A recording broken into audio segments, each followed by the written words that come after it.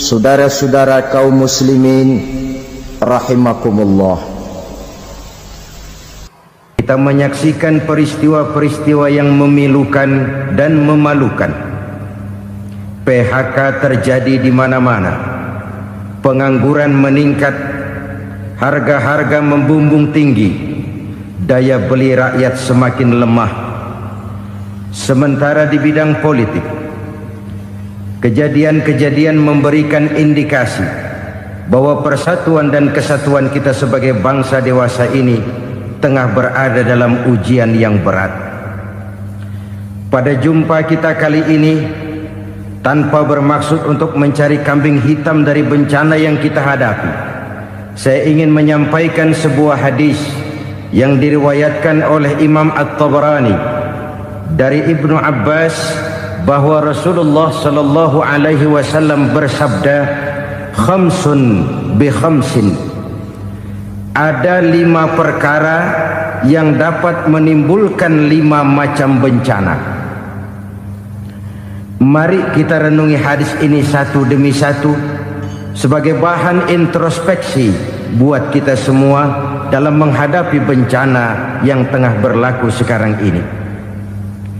Yang pertama, ma naqasa qaumul ahda illa sullita alaihim aduwwuhum.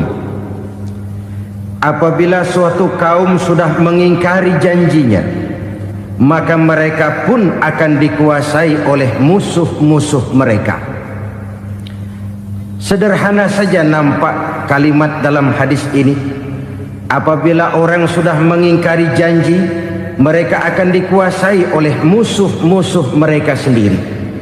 Dan musuh kita yang paling utama saat ini adalah kemiskinan dan kebodohan. Kenapa itu terjadi? Karena kita mengingkari janji kita sendiri. Di saat awal-awal berdirinya Orde Baru, kita pernah berjanji untuk melaksanakan Pancasila dan Undang-Undang Dasar 45 secara murni dan konsekuen. Kita berjanji bahwa kita akan menegakkan pemerintah yang bersih dan berwibawa. Itu semua pada permulaannya. Waktu demi waktu berjalan, kita lupa dengan janji yang kita ucapkan itu. Ketuhanan yang Maha Esa kita ucapkan, tapi kesetanan yang luar biasa yang kita lakukan. Kemanusiaan yang adil dan beradab yang kita dengungkan, tetapi kemanusiaan zalim dan biadab yang kita praktekkan.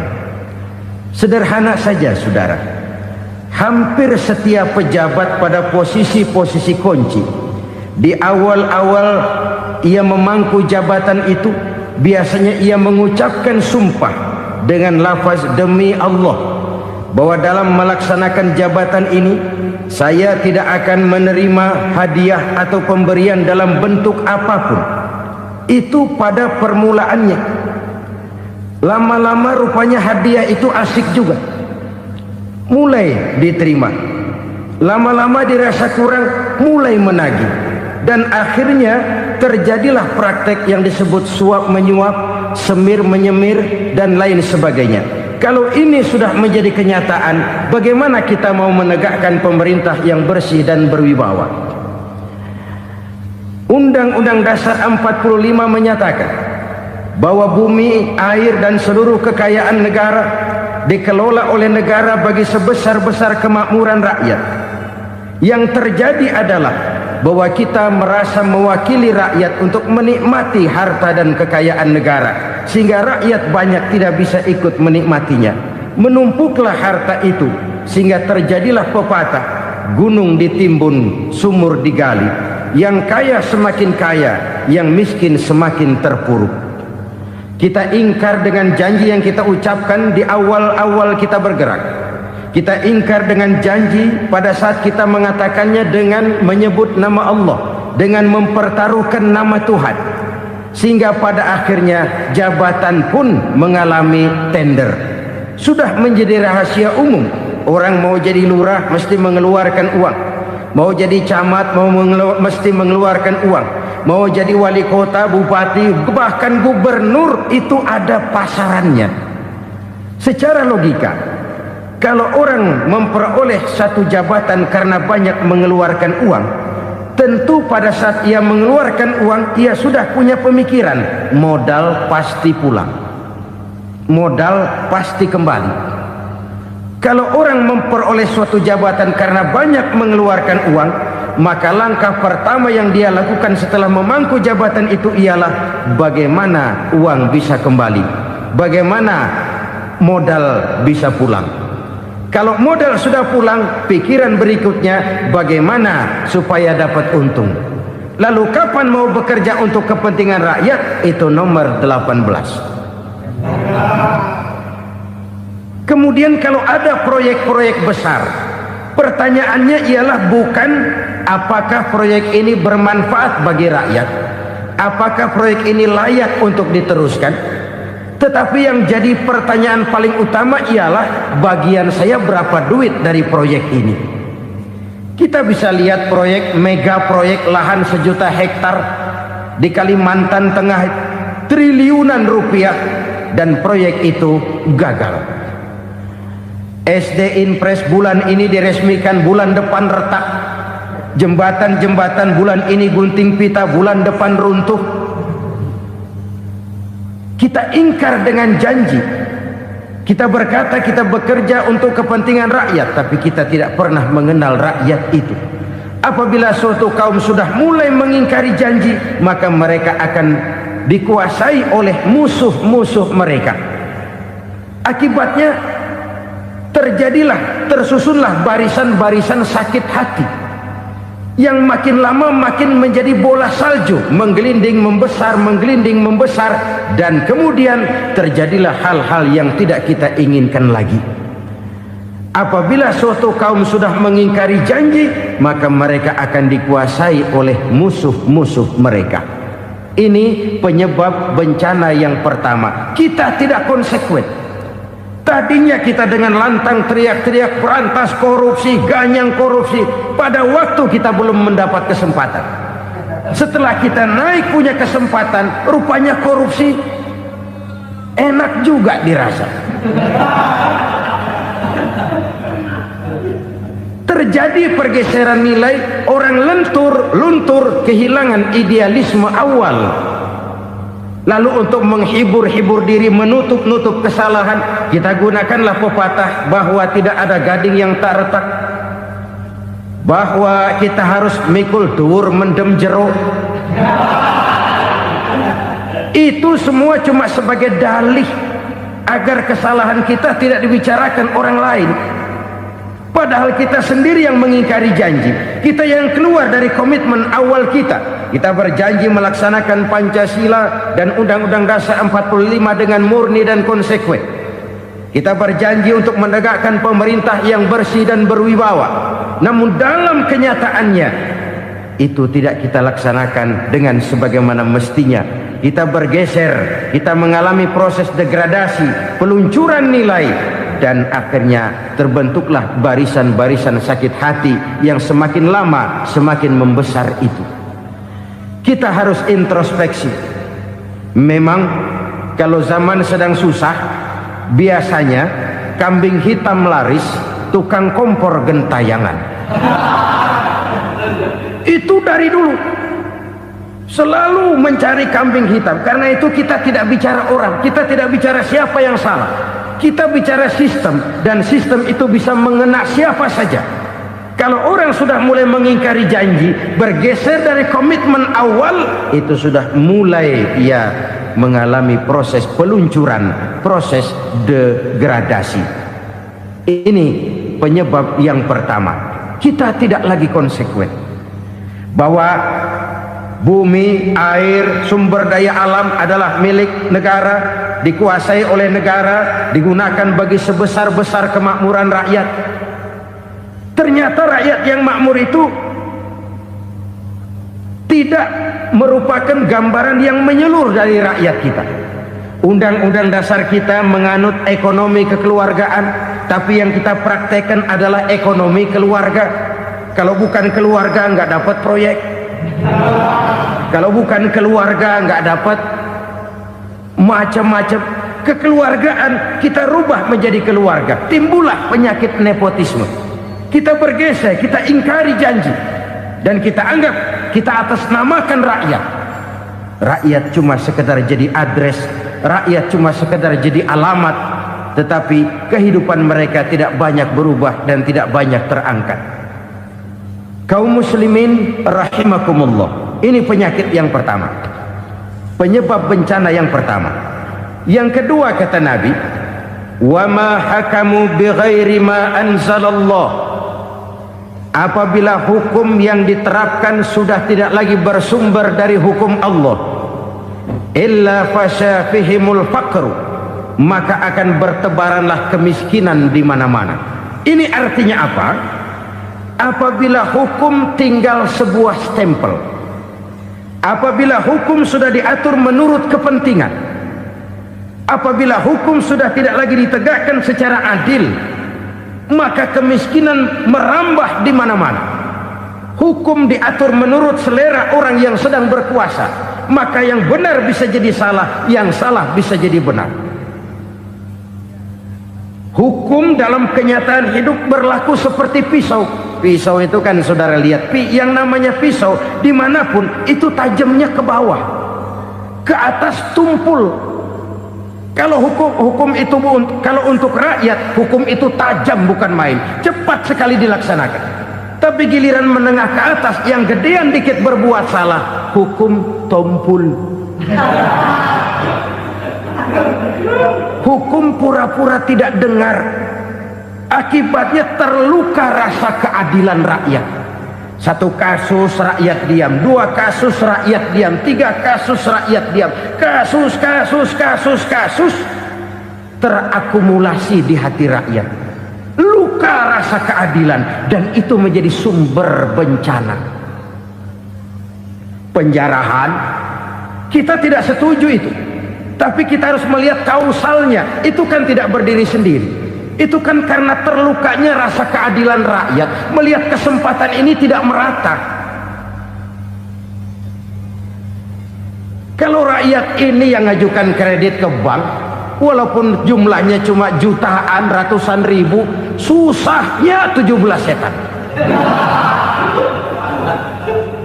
Tapi ada orang-orang tertentu yang agunannya palsu, jaminannya palsu, bawa kata belece, bukan cuma miliaran, triliunan kredit bisa keluar. Terluka rasa keadilan, hilangnya kesempatan. Rakyat cuma dapat kesempitan, jarang dapat kesempatan.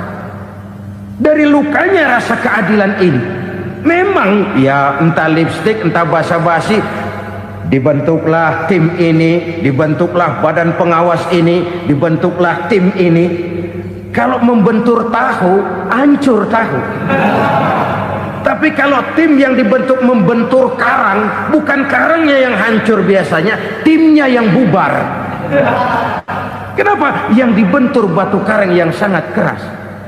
Kita main-main dengan hukum, kita tidak konsekuen dengan hukum, luka rasa keadilan, dan itu terakumulasi. Edi Tamsil, rakyat tahu, terakumulasi, menguap begitu saja. Kasus-kasus lain rakyat tahu, menguap begitu saja. Ketidakadilan terakumulasi, mengendap di hati rakyat, menunggu ledakan. Pada saat sumbu meledak, rakyat tidak bisa dibendung lagi. Oke, kita tidak setuju dengan penjarahan, tapi jangan melihat itu sebagai peristiwa yang berdiri sendiri. Kenapa itu terjadi? Kausalnya kenapa? Oke, kita tidak setuju memang, tapi yang dijarah oleh rakyat kan memang cuma untuk perut. Yang dijarahkan beras, yang dijarahkan televisi, yang dijarahkan kulkas yang masih bisa dihitung, yang memang real untuk kebutuhan rakyat. Penjara berdasi kepala botak yang menguras uang rakyat habis-habisan, enak saja melenggang dalam kehidupan ini. Makin terluka rasa keadilan rakyat. Apabila hukum yang diterapkan sudah menyimpang dari keadilan yang diajarkan Allah, fasyafihimul fakru, bertebaranlah kemiskinan. Aneh, memalukan, memilukan. Sebuah negara agraris yang katanya pulaunya hijau royo-royo, gemari Palau Jenawi Toto Tentem Kertoraharjo, yang tahun 93 pernah mendapat penghargaan dari FAO, Badan Pangan Sedunia, sebagai negara yang berhasil dalam swasembada pangan. Sekarang ini kita terpaksa betul beli beras dari Vietnam, beli beras ke Kamboja, beli kedelai dari Kamboja. Kenapa? Lahan sawah kita habis ditanami pabrik. Teknologi kita, teknologi loncatan yang non-applied, tidak terpakai oleh kita. Lantas lahan yang tidak bisa kita tanami, kita paksakan lahan-lahan gambut menjadi tanah pertanian yang subur dengan biaya triliunan, dan kita gagal. Kita cari jarum dan kapak hilang. Kita mau jadi negara industri dengan loncatan teknologi yang maju, kita lupakan pola pijak kita sebagai negara agraris, dan akhirnya kita kecolongan. Lihatlah dewasa ini, rakyat kita antri sembako di mana-mana. Di sebuah negara agraris, ketidakadilan melahirkan kemiskinan, kemiskinan moral dan kemiskinan material. Kemiskinan moral, rakyat nggak percaya lagi sama pejabat. Rakyat mengalami krisis figur. Orang alah lu ngomong dah sama ember.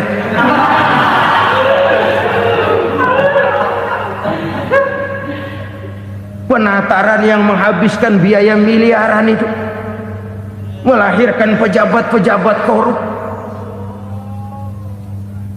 Pengawasan yang menghabiskan biaya miliaran itu ternyata impoten, mandul. Kemiskinan moral. Jujur saya berkata, saudara-saudara, setelah pintu reformasi dibuka, itu yang masuk memang macam-macam. Ada yang memang punya tujuan murni, konsekuen dan punya konsep.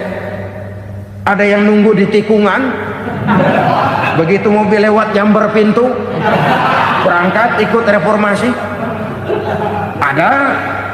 Ada yang memanfaatkan momentum, mumpung, untuk nyampein unek-unek, ngerti nggak, pokoknya ngomong. Sehingga keadaan semakin rancu, kebingungan semakin menjadi-jadi, masalah yang paling urgent tidak terselesaikan. Sekarang ini orang berpikir mendingan jadi pala ular daripada jadi buntut macan. Buntut macan memang hebat macan, tapi kalau buntutnya cuma ugel-ugel di belakang buat apa? Mendingan jadi pala ular, kecil juga nyaplok. Artinya ya biar kecil juga kalau punya partai kan gagah. Lalu rame-rame bikin partai kayak bikin arisan. Orang makin mengalami dislokasi. Semua mau jadi pahlawan, semua mau nomor satu, semua ngomong. Iya kalau bidangnya, kalau bukan makin rancu. Marilah lewat kesempatan ini saya mengajak kita untuk tahu diri. Biarkan politisi ngomong politik, biarkan ekonom menata ekonomi, biarkan praktisi bicara soal hukum, biarkan rakyat munajat, istighfar, mohon pertolongan Allah. Tahu diri kita. Kalau memang ayam, kukuruyuk aja dah. Kalau memang kucing, ayo ngeong. Kalau kambing, silahkan ngembe. Udah tahu ayam, ngeong bunyinya. Suaranya palas, orang nggak ngerti, bingung, makin menjadi-jadi. Ibarat kesebelasan sepak bola bangsa kita sekarang ini, rame-rame mau bikin gol, kiper ikut nyerang sekarang. Memilukan dan bahkan memalukan. Wa ma hakamu bighairi ma anzalallah illa fasha fihimul fakru. Kalau hukum yang diterapkan sudah menyimpang dari keadilan yang diajarkan Allah, bertebaranlah kemiskinan di mana-mana. Coba sekarang ini yang punya duit bingung, apalagi yang kagak punya duit. Yang pengusaha gede ngeluh, apalagi yang pengusaha pas-pasan. Yang kagak punya beras, yang punya beras saja masih bingung, apalagi yang nggak punya beras. Ini sudah demikian merata. Dulu kita kagum mendengar konglomerat kelas buadak, kelas-kelas yang seakan-akan cuma ada dalam khayalan mereka, punya kekayaan miliaran dolar, triliunan. Sudahlah, seolah-olah nggak terjangkau sama kita. Weh, ternyata yang gede-gede itu juga gede utangnya.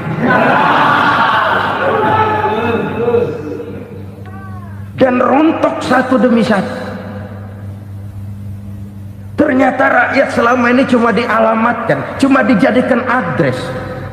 Rakyat yang tidak banyak ngerti persoalan ini harus menanggung hidup ini begini berat, harus menanggung beban hidup ini begini tinggi, daya beli semakin lemah, semakin terpuruk dan terpuruk, sedang keadaan belum juga banyak berubah.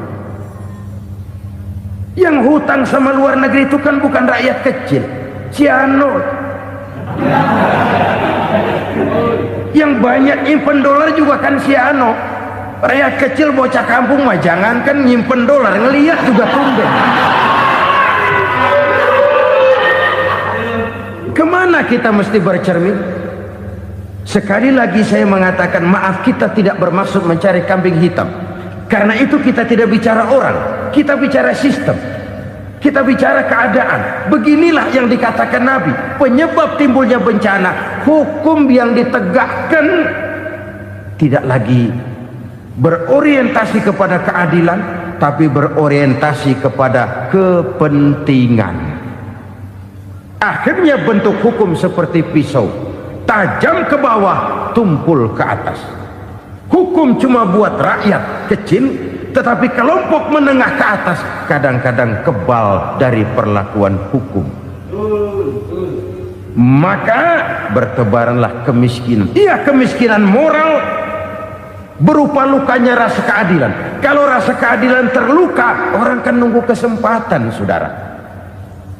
Iya, dia nggak bisa ngomong, iya, dia nggak sanggup action, iya, dia nggak bisa tunjuk rasa, tapi hatinya kan, kapan ada kesempatan, kapan ada waktu, tunggu.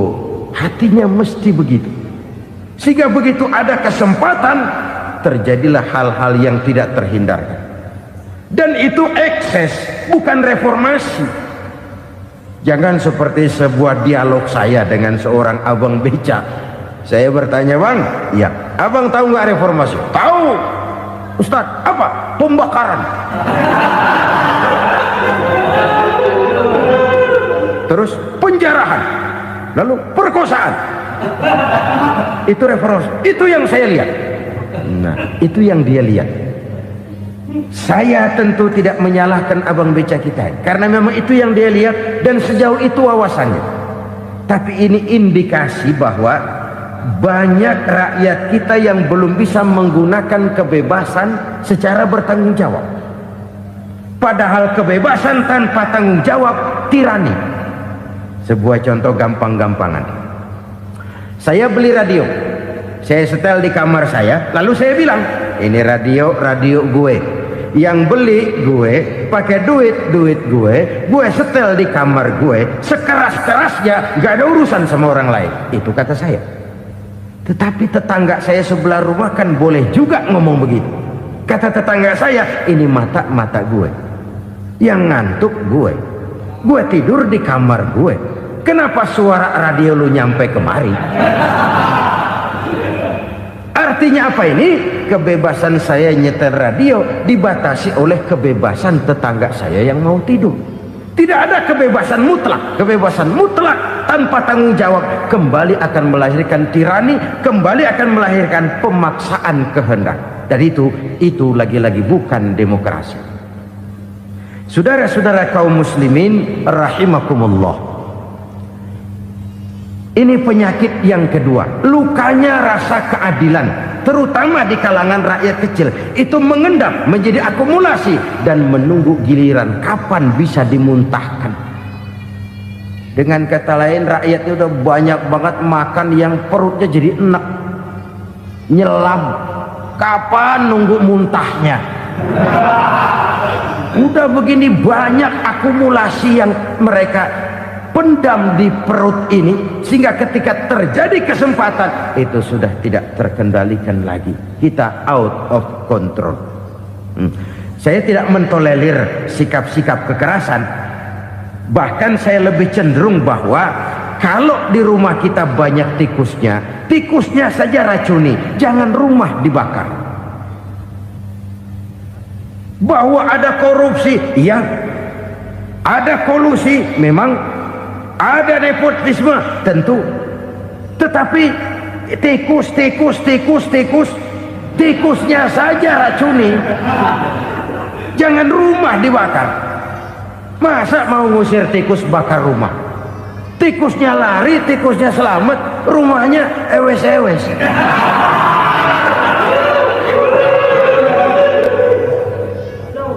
Tikus selamat, rumah nggak punya, masalah nggak terselesaikan dengan sebagaimana yang kita harapkan. Kita sepakat ini negara hukum, dan di hadapan hukum semua manusia itu sama. Itu prinsip yang diajarkan Allah. Al-musawat bainan nas fi takalifil ahkam. Semua manusia sama dalam berhadapan dekat dengan hukum Allah Subhanahu wa taala. Kalau hukum sudah pandang bulu, itu jelas yang enak yang banyak bulunya. Siapa yang banyak bulunya? Monyet. Kalau hukum pandang bulu, monyet keenakan. Saudara-saudara kaum muslimin rahimakumullah, introspeksi. Mari kita bercermin bagaimana perjalanan hukum selama ini. Kalau introspeksi ini kita temukan, lalu ada upaya untuk memperbaiki diri. Jangan menggunakan tak ada gading yang tak retak, mikul duwur mendem jero untuk menutup-nutupi kesalahan orang. Padahal kesalahan itu sedemikian besar. Padahal rakyat kita tiap hari antri sembako.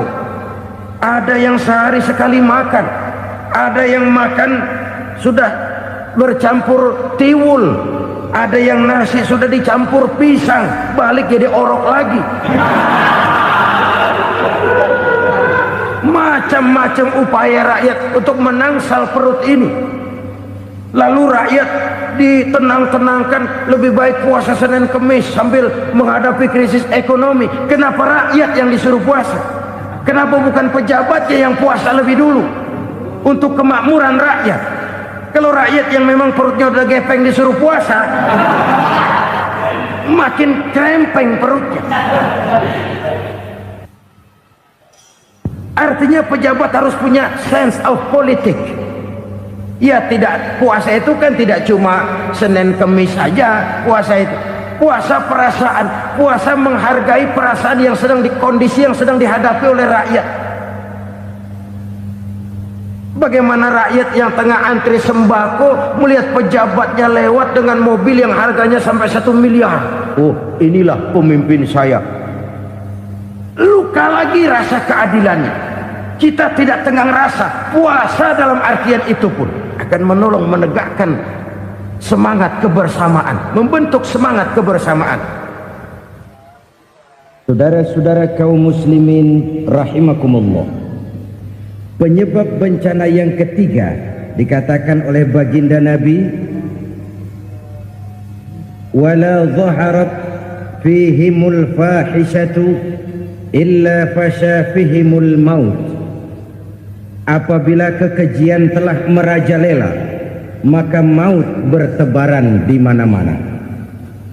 Kita renungi butir kalimat dalam hadis ini. Apabila kekejian telah merajalela, maut bertebaran di mana-mana.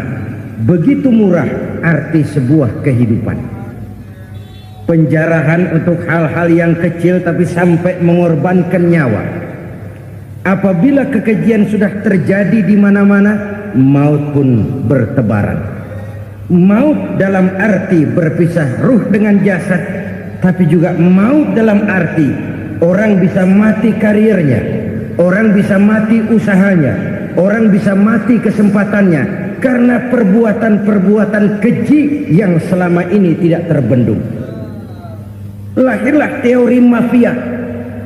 Siapa yang kuat dia yang berkuasa, siapa yang lemah dia menjadi mangsa.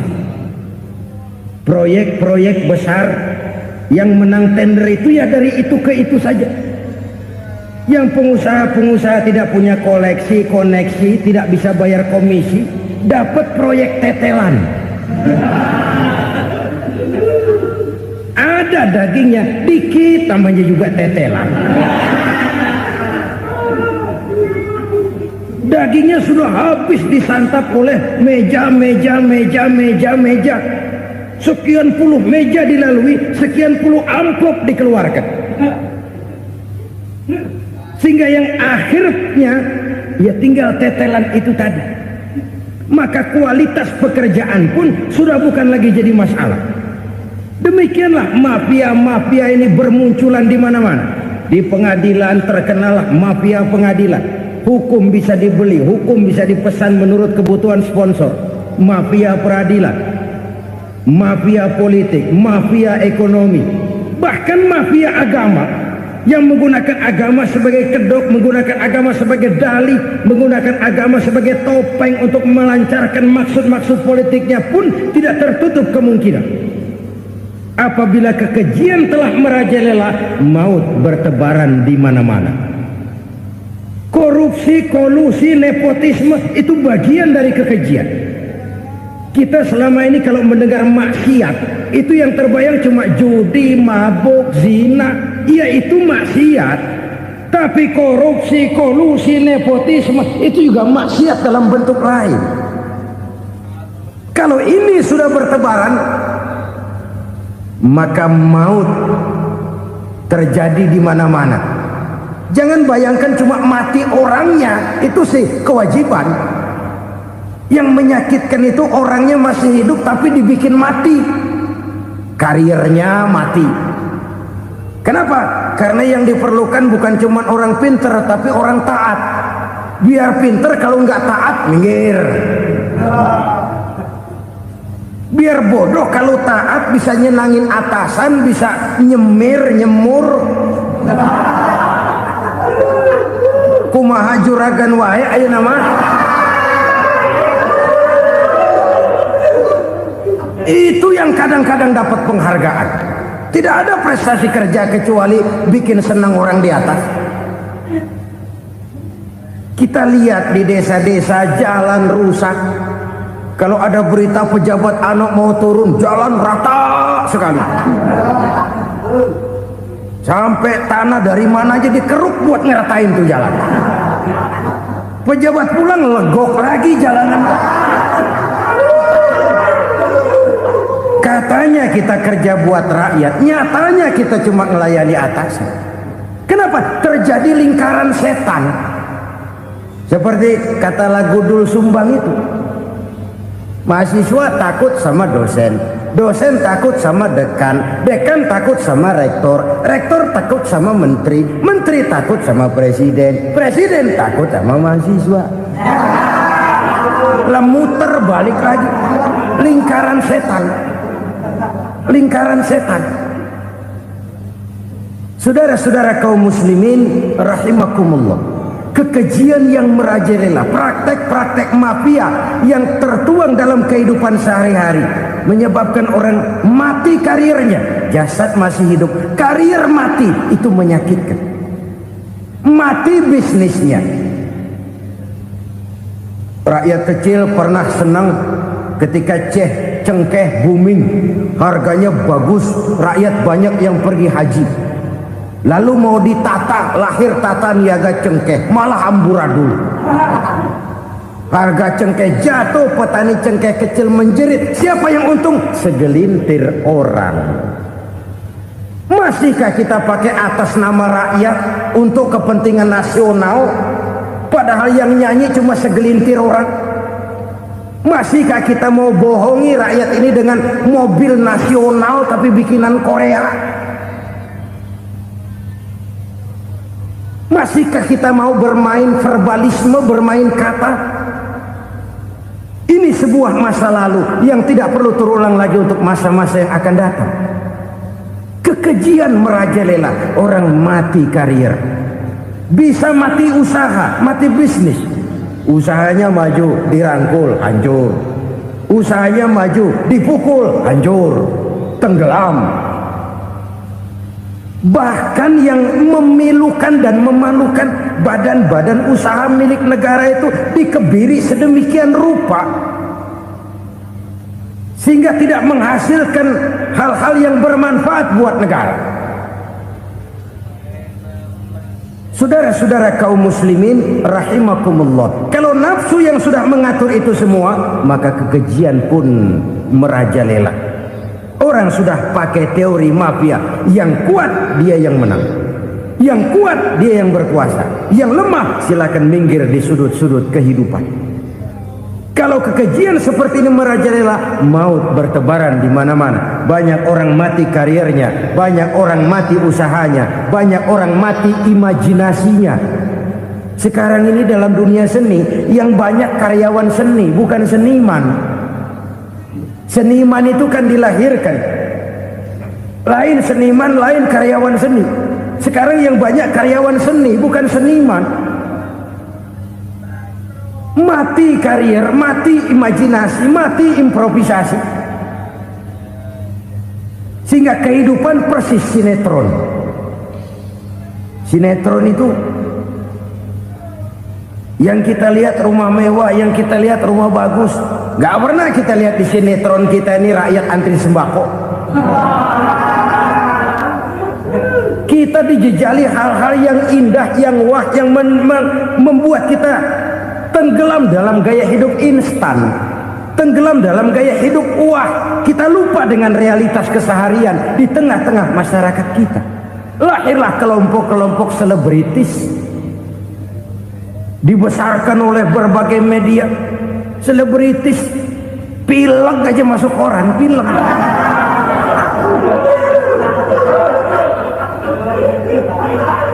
Rakyat yang pingsan antri beras nggak masuk koran.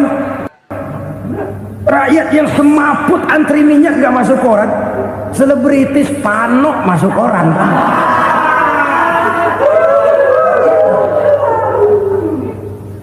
Kita besarkan hal-hal kecil, kita kecilkan hal-hal besar. Karena apa? Kita mengejar oplah, kita profit oriented, tidak lagi berorientasi kepada realitas hidup yang kita hadapi ini. Kalau kekejian sudah merajalela, kata Nabi, maka maut bertebaran di mana-mana. Maut dalam artian maut, coba lihat sekarang begitu murah nyawa. Karena 1000 perak orang mau nusuk bunuh. Karena beras seliter orang khilaf, begitu murah kehidupan. Tapi kekejian dalam bentuk korupsi, kolusi, nepotisme, kekejian dalam bentuk itu mematikan karier, mematikan bisnis, mematikan imajinasi, mematikan kreativitas. Itu juga maut dalam bentuk lain akibat kekejaman lain. Ini penyebab yang ketiga. Yang keempat, penyebab bencana menurut baginda Rasul, wala tuffiful mikyala illa muni'un nabat. Apabila timbangan sudah dicurangi, maka tercegahlah tumbuh-tumbuhan.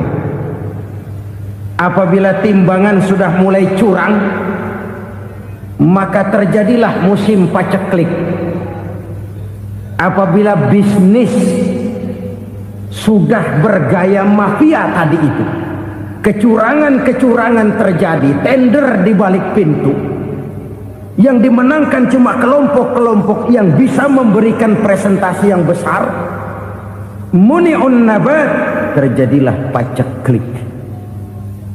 Paceklik, panen gagal, wereng, ya wereng, kemarau panjang, it's okay, air sulit, iya. Tetapi kan semua itu ada yang ngatur. Kemarau ada yang ngatur, belalang itu ada yang ngatur, air itu juga ada yang ngatur. Yang ngatur itu yang serba maha. Kalau ia murka melihat kecurangan timbangan, Allah itu kalau murka kan gampang saja, tinggal komandoin balang, lang, hancurin tuh sawah.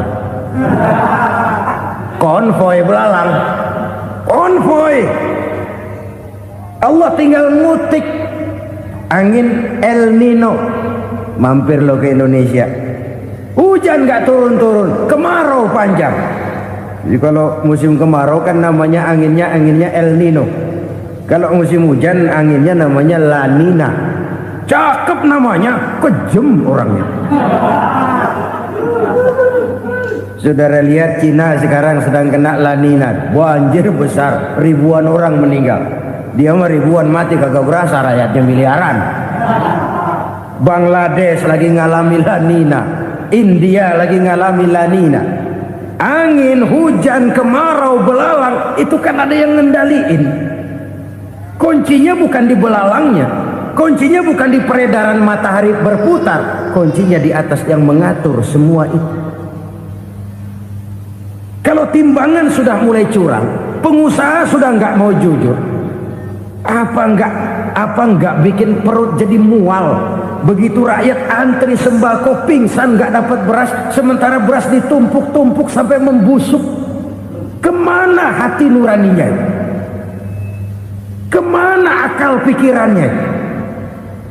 Kemana mereka yang berbuat atas nama rakyat tapi melihat rakyat susah tidak tergerak hatinya?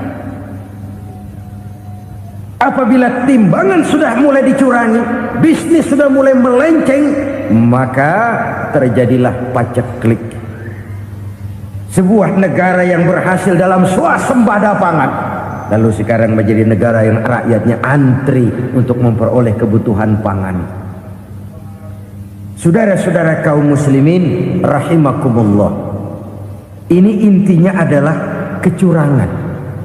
Kalau kecurangan sudah terjadi di mana-mana, dan ini milik siapa saja, bukan soal tempat, bukan soal jabatan, soal manusianya, SDM-nya.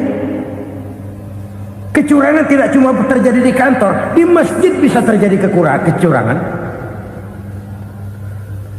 Korupsi tidak hanya bisa terjadi di kantor, di madrasah bisa ada korupsi.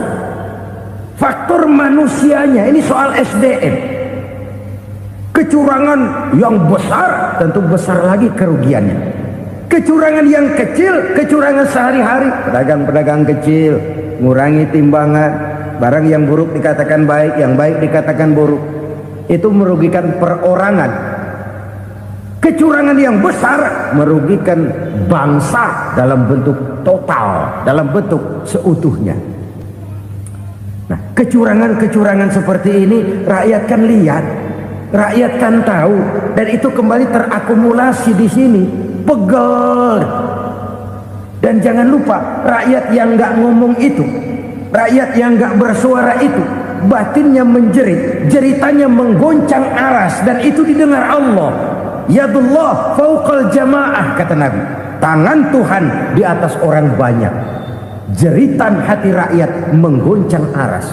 Rakyat yang terlalu banyak dizolim, rakyat yang terlalu banyak dirugikan, ya rakyat yang terlalu banyak di atas namakan, menjerit batinnya, menggoncang aras, dan Allah bisa menggerakkan apa saja untuk membuat satu situasi. Allah bisa menggerakkan apa saja untuk membuat satu situasi. Saudara-saudara kaum muslimin rahimakumullah, ini faktor yang ketiga, timbulnya kecurangan.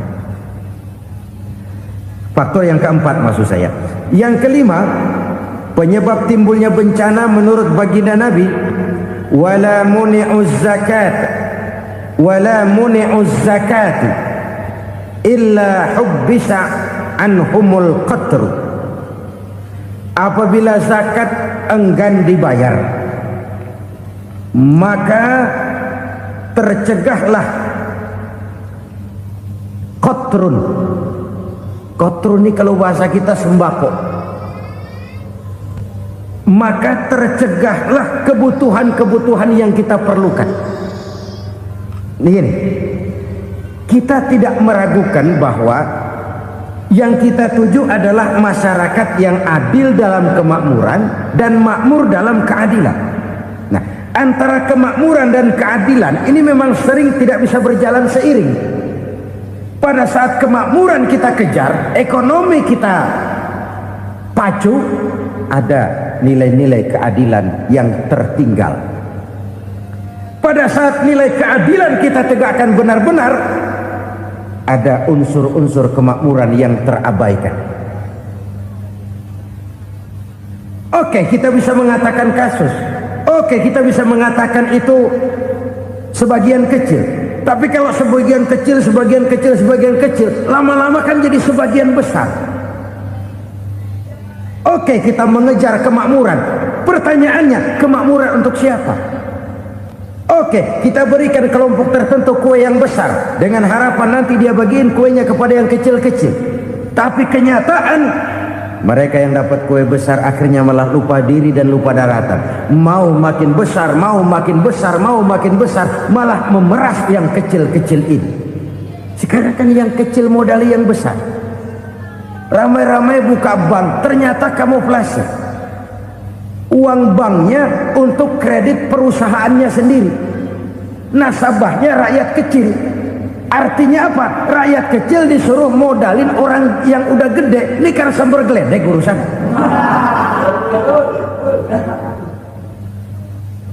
Ini kan permainan apa lagi? Rakyat kecil suruh modali yang gede, nasabahnya rakyat kecil, kumpulkan uangnya di bank, kucurkan kredit kepada perusahaannya sendiri. Bukankah itu rakyat kecil suruh modali yang gede? Sudah begitu kejamkah kita untuk meraih keuntungan dengan mengorbankan orang kecil ini? Sudah tidak bicara lagi kah nurani kita melihat penderitaan orang yang semakin susah ini? Kalau zakat enggan dibayar, padahal zakat 2,5% saja, 2,5% saja. Kalau itu pun enggan, kalau zakat saja enggan, bagaimana pula yang namanya sodako, bagaimana pula yang namanya infak, bagaimana pula yang namanya santunan, bantuan.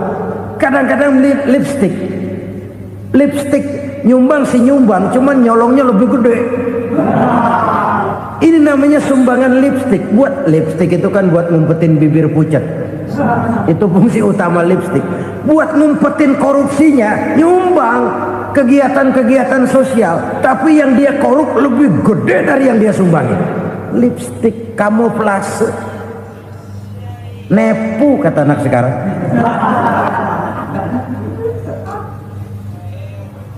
Saudara-saudara kaum muslimin rahimakumullah, demikian berat kewajiban zakat ini sampai di zaman Sayyidina Abu Bakar pernah keluar komando perangi orang yang enggan membayar zakat. Perangi, karena fungsi zakat adalah menjembatani antara si kaya dengan si miskin.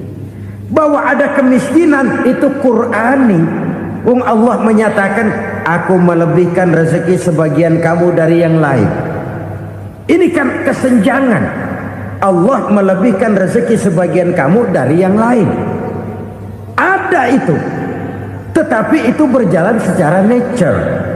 Nah, kalau direkayasa, yang kaya semakin kaya, yang miskin semakin terpuruk, yang sudah besar dapat proyek besar, yang kecil dapat tetelan. Ini kan rekayasa namanya. Kesenjangan yang direkayasa ini yang kita harus kikis. Nah, fungsi zakat menjembatani dari sisi sosial. Dari sisi pribadi, Nabi berpesan, zakku amwalakum biz zakat. Bersihkan hartamu dengan zakat.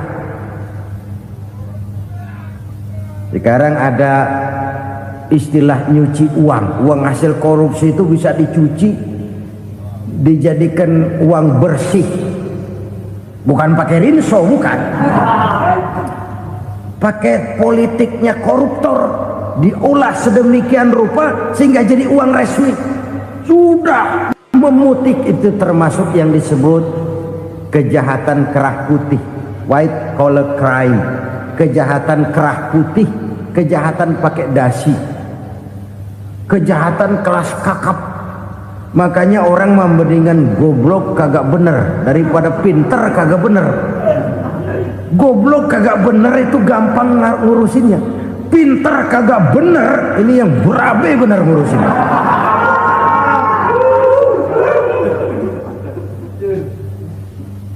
Kita bukan cuma perlu orang pinter kok di zaman sekarang, kita perlu orang-orang bener yang punya komitmen, yang sesuai kata dan perbuatan, yang bisa merasakan apa yang dirasakan oleh rakyat, yang punya sense of politik yang tinggi, yang peka, yang penuh keterbukaan, yang punya wawasan dan pandangan jauh ke depan. Dari sisi pribadi, zakat itu membersihkan harta kita. Ya, dia tercampur dengan yang subuhat, dia bahkan mungkin tercampur dengan sedikit-sedikit yang haram. Itu zakku amwalakum bizzakat. Bersihkan hartamu dengan zakat itu. Pada sisi sosial ia menjembatani, pada sisi pribadi ia membersihkan harta kita. Karena itu kalau kita minta berdoa, minta rezeki, syarat rezeki itu halalan thayyiban wasi'an. Nggak pernah kurang dari 3 itu. Halal, bagus, banyak. Halal, bagus, tapi sedikit, susah ngaturnya. Halal, banyak, tapi kurang bagus, buat apaan? Bagus, banyak, tapi haram, enggak ada artinya. Sebab kata Imamul Ghazali, kalau kau terlalu suka memakan makanan yang haram, dikunyah masuk ke dalam perut besar, digiling oleh perut besar, menghasilkan energi, menggerakkan sel-sel pembuluh saraf, kau juga akan cenderung berpikir yang haram. Kalau sudah cenderung berpikir yang haram, perbuatan pun akan mengarah kepada perbuatan-perbuatan yang haram. Dulu waktu kelompok Jimbaran 200 konglomerat Indonesia kumpul, dihimbau supaya sekian persen kasih pengusaha-pengusaha lemah. Itu kan cuma sekedar belas kasihan, tidak banyak menolong keadaan. Dan bukan itu yang diperlukan pengusaha-pengusaha kecil. Yang diperlukan adalah berikan kami kesempatan seperti mereka dapat kesempatan. Berikan kami peluang seperti mereka juga dikasih peluang. Kalau cuma dikasih 100 juta, 200 juta hari ini, usaha kami nggak ada prospeknya, peluang kagak ada, kan sama juga bohong. Diceburin ke kali, disuruh berenang, tangan diikat, mendingan mampusin, ketahuan. Ayo berenang, berlomba, tangan diikat, kaki diikat, sama saja nyuruh mati. Jadi jangan kasih ikannya, kasih kailnya. Yang diperlukan pengusaha kecil menengah ke bawah itu bukan cuma sekedar belas kasih dari konglomerat-konglomerat besar. Berikan kami peluang seperti mereka juga dapat peluang. Berikan kami kesempatan seperti mereka dapat kesempatan. Berikan kami kredit dengan kemudahan seperti mereka juga kalau minta kredit begitu mudahnya. Menciptakan peluang dan kesempatan, pemerataan. Bukan menciptakan manusia Indonesia dengan standar ekonomi yang sama. Semua rumahnya harus sama, semua punya mobil. Itu sih kebersamaan bebek. Bebek, coba lihat bebek, satu ngalor semua, satu ngidul semua. Kebersamaan bukan itu. Kebersamaan adalah menciptakan peluang. Kalau yang kaya bisa semakin kaya, kenapa yang miskin tidak bisa ikut naik jadi sedikit kaya? Kalau pengusaha yang sudah kuat bisa bertambah menjadi kuat dengan proyek mega proyek, kenapa yang menengah tidak bisa ikut menjadi kuat? Dan kenapa kekejian-kekejian itu merajalela? Kita dengar lewat berita-berita PLN tekor, PLN utang. Kenapa? Dia beli listrik dari swasta yang belinya lebih mahal daripada penjualannya.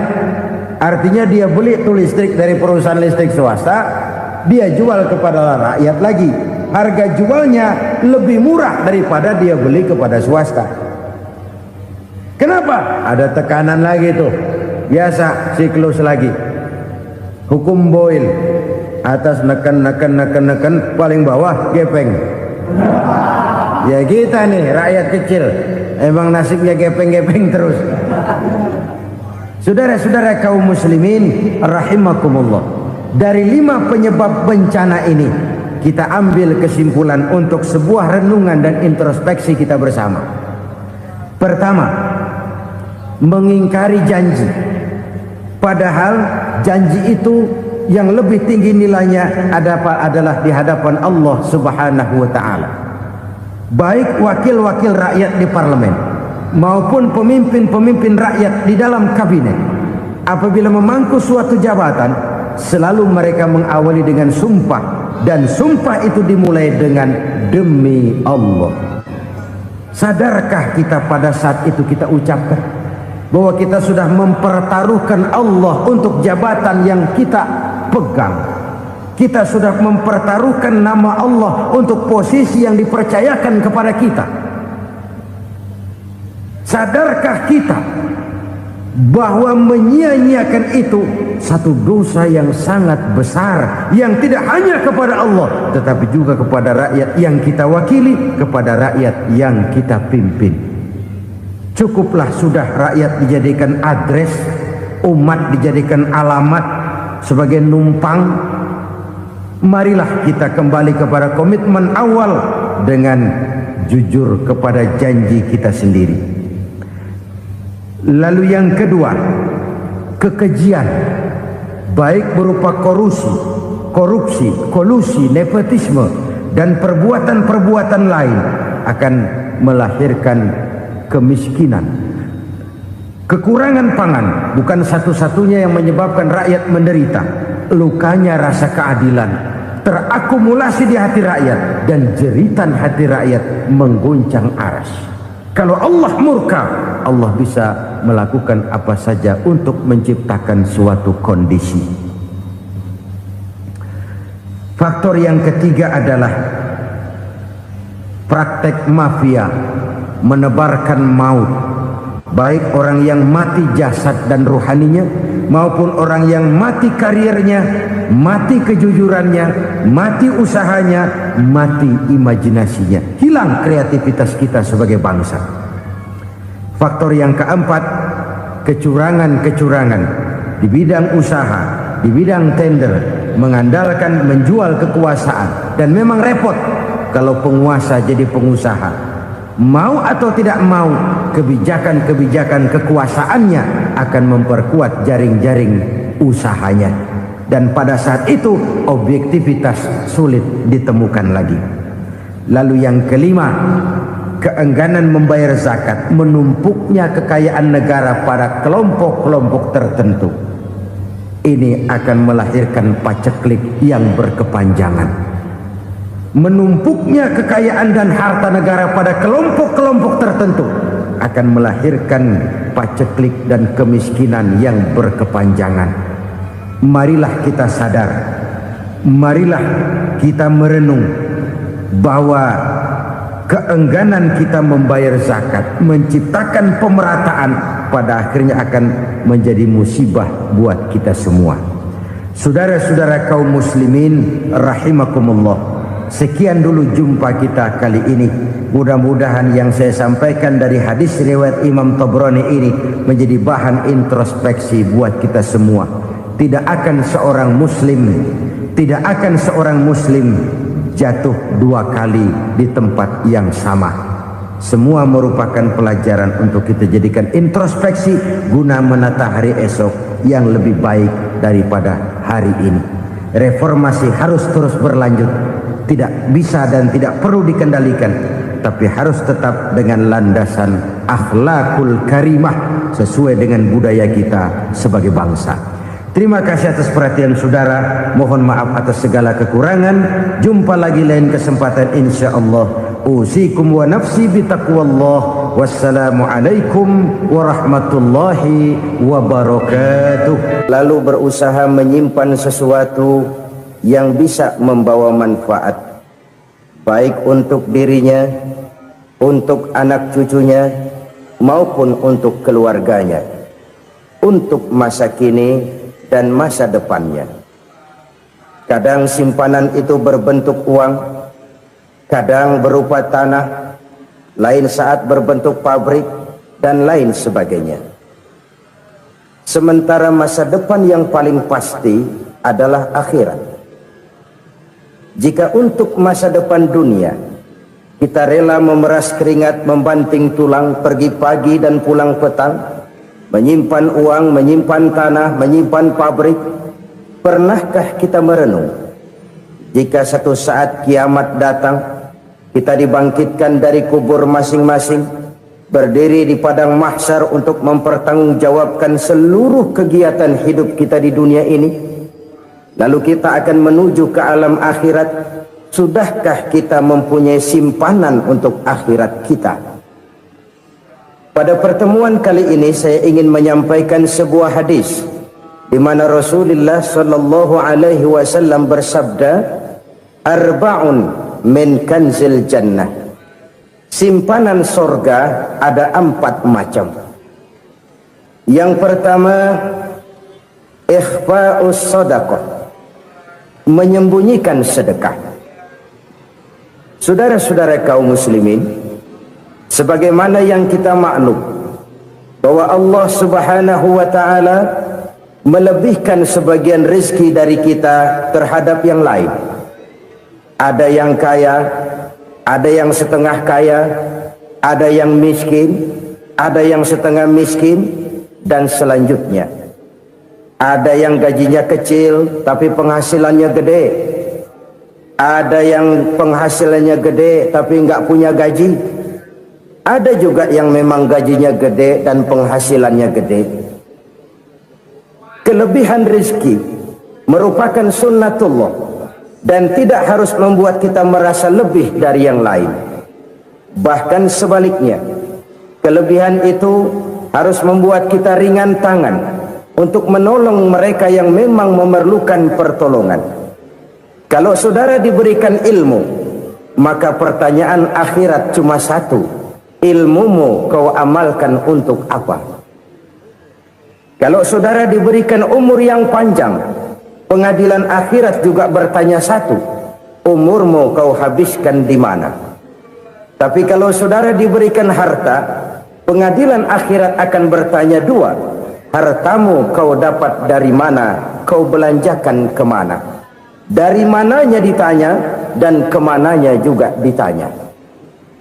Oleh karena kita akan dimintakan pertanggungan jawab, maka amanah yang bernama harta ini harus kita gunakan dengan sebaik-baiknya.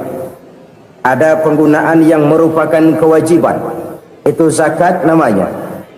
Ada penggunaan yang sewaktu-waktu, itu infak namanya.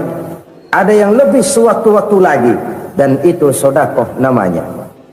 Zakat dia terikat oleh haul dan nisab, oleh putaran batas waktu dan ukuran dari harta itu sendiri. Sedangkan infak terikat oleh situasi dan kondisi perekonomian seseorang. Sedangkan sedekah tidak terikat dengan apapun. Dalam kondisi seperti apapun kita bisa melakukan sedekah dengan yang terkecil sekalipun. Sampai-sampai Rasulullah sallallahu alaihi wasallam mengajarkan, la tahqiranna minal ma'rufi syai'an walau an talqa akhaka biwajhin talik. Atau ada hadis, tabassumuka fi wajhi akhika laka shadaqah. Senyumanmu kepada temanmu adalah sedekah. Jadi untuk melakukan sedekah tidak harus dalam berbentuk uang. Dengan ilmu kita bisa sedekah, dengan tenaga kita bisa bersedekah, dengan pikiran kita bisa bersedekah, bahkan senyum kepada teman itu pun sedekah. Jadi kalau sedekah dengan uang memang belum punya uang, nyengir aja banyakin. Itu asal pada tempatnya, jangan lalu ketemu tiang listrik cengengesan. Tentu tidak pada tempatnya dan tidak wajar. Nah, sedekah yang paling dicintai Allah adalah sedekah yang disembunyikan. Artinya jauh dari sifat riya. Kan kadang-kadang ada orang sedekah itu disebutkan namanya. Apa tidak bagus? Kalau memang niatnya ikhlas, ya bagus-bagus saja. Untuk memberikan sugesti kepada yang lain. Di Fulan bin Fulan nyumbang sekian, diumumkan. Boleh kalau niatnya untuk memberikan rangsangan kepada yang lain supaya dia menyumbang lebih besar dari orang tadi. Tapi kalau itu mendatangkan riya, maka sedekah yang paling dicintai Allah adalah sedekah yang disembunyikan. Tangan kiri saja tidak tahu apa yang diberikan oleh tangan kanan. Sedekah yang dilakukan dengan ikhlas akan merupakan perbendaharaan surga. tersembunyi dari pandangan orang lain, tidak seorang pun tahu. Karena memang sikap yang baik adalah melupakan kebaikan dan mengingat kesalahan. Itu salah satu ciri orang bahagia. Orang yang selalu mengingat kesalahannya dan berusaha melupakan segala kebaikannya. Kalau dia akan berada kebaikan, dia tidak bisa ikut, dia merasa rugi karena dia merasa belum pernah berbuat baik. Tapi kalau akan melakukan kesalahan baru, dia ingat kesalahan yang sudah-sudah, sehingga terhalang baginya untuk melakukan satu kesalahan baru.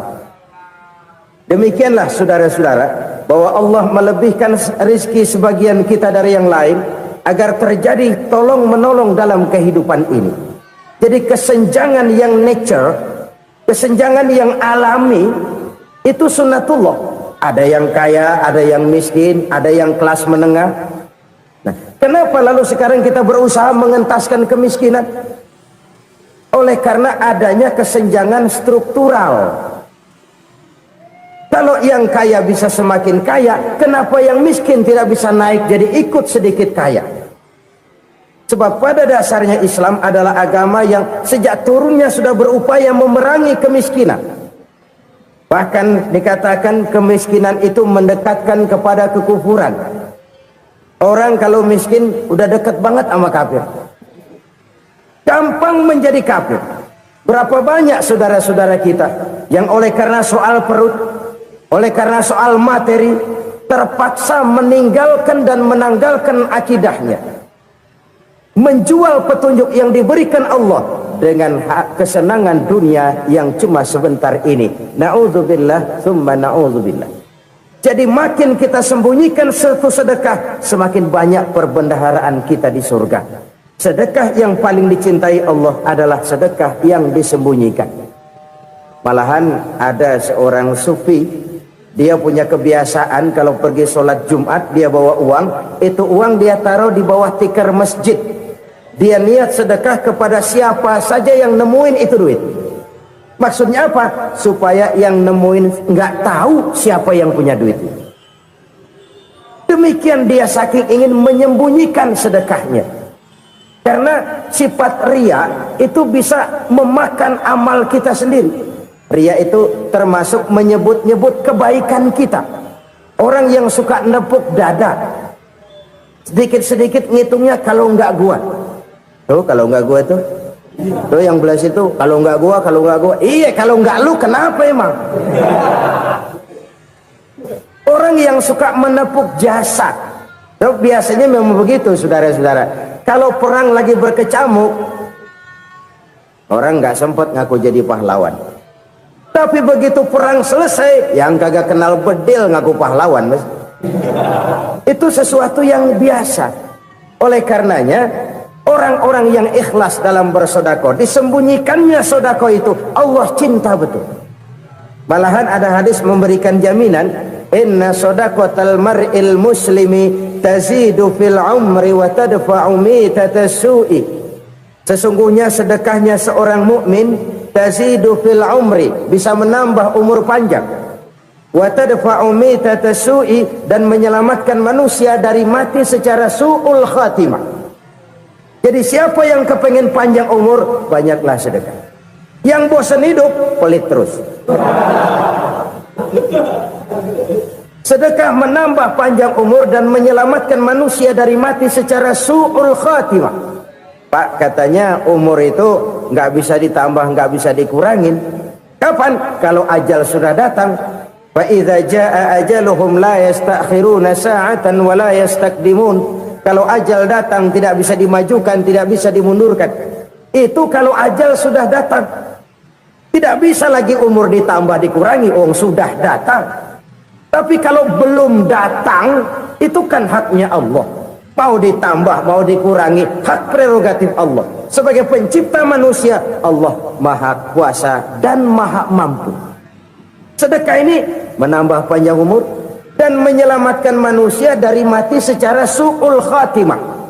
Itu orang mati kan sama ya, kondisinya mati, nggak nafas. Tapi hakikat mati kan lain-lain. Ada yang mati itu husnul khatimah, baik akhirnya. Misalnya Lagi ngaji, mati. Lagi sholat, mati. Lagi sedekah, mati. Ini yang dinamakan dengan husnul khotimah, baik di akhirnya. Sebaliknya ada yang su'ul khotimah, jelek di akhirnya. Ini yang jadi catatan akhir. Lagi nyekek botol, mampus. Lagi banting kartu, modar. Su'ul khatimah, jelek pada akhirnya. Sedekah menyelamatkan manusia dari mati secara su'ul khatimah. Dan kita semua kepengen mendapat husnul khatimah, jauh dari su'ul khatimah. Oleh sebab itu yang bisa menyelamatkan kita dari penyakit itu antara lain adalah sedekah yang disembunyikan, yang dikerjakan dengan ikhlas karena Allah, tidak karena kepengen dipuji orang, tidak karena ingin dikatakan orang pemurah. Sebab orang dermawan itu orang yang memberi tanpa harus diminta. Kalau masih harus diminta, ya belum dermawan namanya, masih harus diminta. Kalau nggak diminta ya tulus, lolos, polos. Saudara-saudara kaum muslimin rahimakumullah, harta adalah amanat dan akan kita pertanggungjawabkan. Allah melebihkan rizki sebagian kita dari yang lain agar kita saling tolong menolong, bantu membantu. Nabi janjikan, siapa yang meringankan beban saudaranya muslim di dunia, Allah akan meringankan bebannya di akhirat nanti. Sebuah jaminan dari baginda Nabi. Si orang yang kita bantu barangkali tidak bisa membalas, Allah yang akan membalas lewat jalan lain yang tidak pernah kita sangka-sangka. Ada orang tanya, Pak, ini ada orang nyumbang masjid sambil marah-marah, bagaimana? Saya bilang, sumbangannya aja ambil, marahnya jangan. Marahnya jangan diambil, itu urusan dia. Saudara-saudara kaum muslimin rahimakumullah, umat Islam ini kan umat yang punya potensi besar. Kadang kita merenung, kenapa kadang-kadang pembangunan masjid kok lambat sekali? Kalau hotel hari ini peletakan pertama, bulan depan peresmian. Supermarket hari ini peletakan batu pertama, minggu depan peresmian. Tapi kalau sudah yang namanya masjid, kadang-kadang peletakan batu pertama sekaligus jadi batu terakhir. 3 tahun, 4 tahun, campur nebar jalak di jalanan, duit dijaring kayak ikan sepat. Apa tidak ada orang Islam yang kaya? Banyak. Apa tidak ada pengusaha muslim yang jadi konglomerat? Ada. Lalu yang belum banyak itu yang komit terhadap nilai-nilai agamanya. Akhirnya kita jatuh jadi umat yang lemah. Belum ada pengusaha konglomerat muslim buka pabrik supermi cap beduk misalnya umpamanya, atau pabrik kecap cap sorban, supaya identitas keislamannya sedikit kelihatan. Kita jatuh jadi umat yang lemah karena potensi tidak terinventarisir dengan baik. Kita ini ibarat kompor yang cuma matengin nasi orang lain. Potensi kita dimanfaatkan oleh orang lain. Ukhuwah Islamiyah kita baru terbatas kepada silaturahmi. Ukhuwah di bidang ekonomi kita lemah, ukhuwah di bidang kebudayaan kita lemah, apalagi ukhuwah di bidang politik kita lebih rapuh lagi. Padahal ukhuwah itu adalah totalitas kehidupan manusia, menyangkut ipolek sosbud, memerlukan nilai-nilai ukhuwah. Jadi oleh karena itu mari kita menyadari, di dalam harta kita, walaupun kita yang cari, pergi pagi, pulang sore, peras keringat, banting tulang, di sana ada harta anak yatim, di sana ada hak masjid, di sana ada hak pesantren, di sana ada hak jihad. Berbahagialah seseorang apabila dia oleh Allah dijadikan keran. Keran itu menyimpan air, tapi tidak untuk dirinya, tapi disalurkannya kepada mereka yang memang memerlukannya. Saudara-saudara kaum muslimin rahimakumullah, ini yang pertama. Jadi perbendaharaan surga adalah menyembunyikan sedekah. Orang lain nggak tahu, kita pun nggak pernah ngitung-ngitung. Kita anggap lewat begitu saja, padahal itu deposit akhirat. Satu. Yang kedua, perbendaharaan surga itu apa? wa kitmanul musibah, menyembunyikan kesulitan.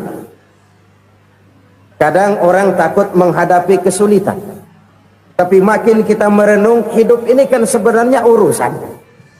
Takut sama urusan ya jangan hidup. Tandanya orang hidup itu kalau punya urusan. Urusan melupakan problem, problem sering menimbulkan kesulitan. Kesulitan bukan untuk ditakuti, tapi untuk diatasi dan dicarikan jalan keluarnya. Siapa sih orangnya yang nggak pernah sulit-sulit? Makin tinggi status sosialnya, makin gede urusannya. Makin tinggi kualitas imannya, makin berat tingkat kesulitannya. Cuma memang yang namanya enak itu seperti pelangi. Biang lala itu nggak pernah di atas kepala kita, di atas kepala orang melulu. Lo sih enak lo, kata kita. Dia juga bilang yang enak kan lo. Pelangi itu nggak pernah di atas kepala kita. Kata tukang beca, aduh enak ya naik Mercy. Kata tukang beca, apa yang di dalam mobil Mercy? Aduh enak bener tukang beca, di jok ngeringkuk ngorok pules bener.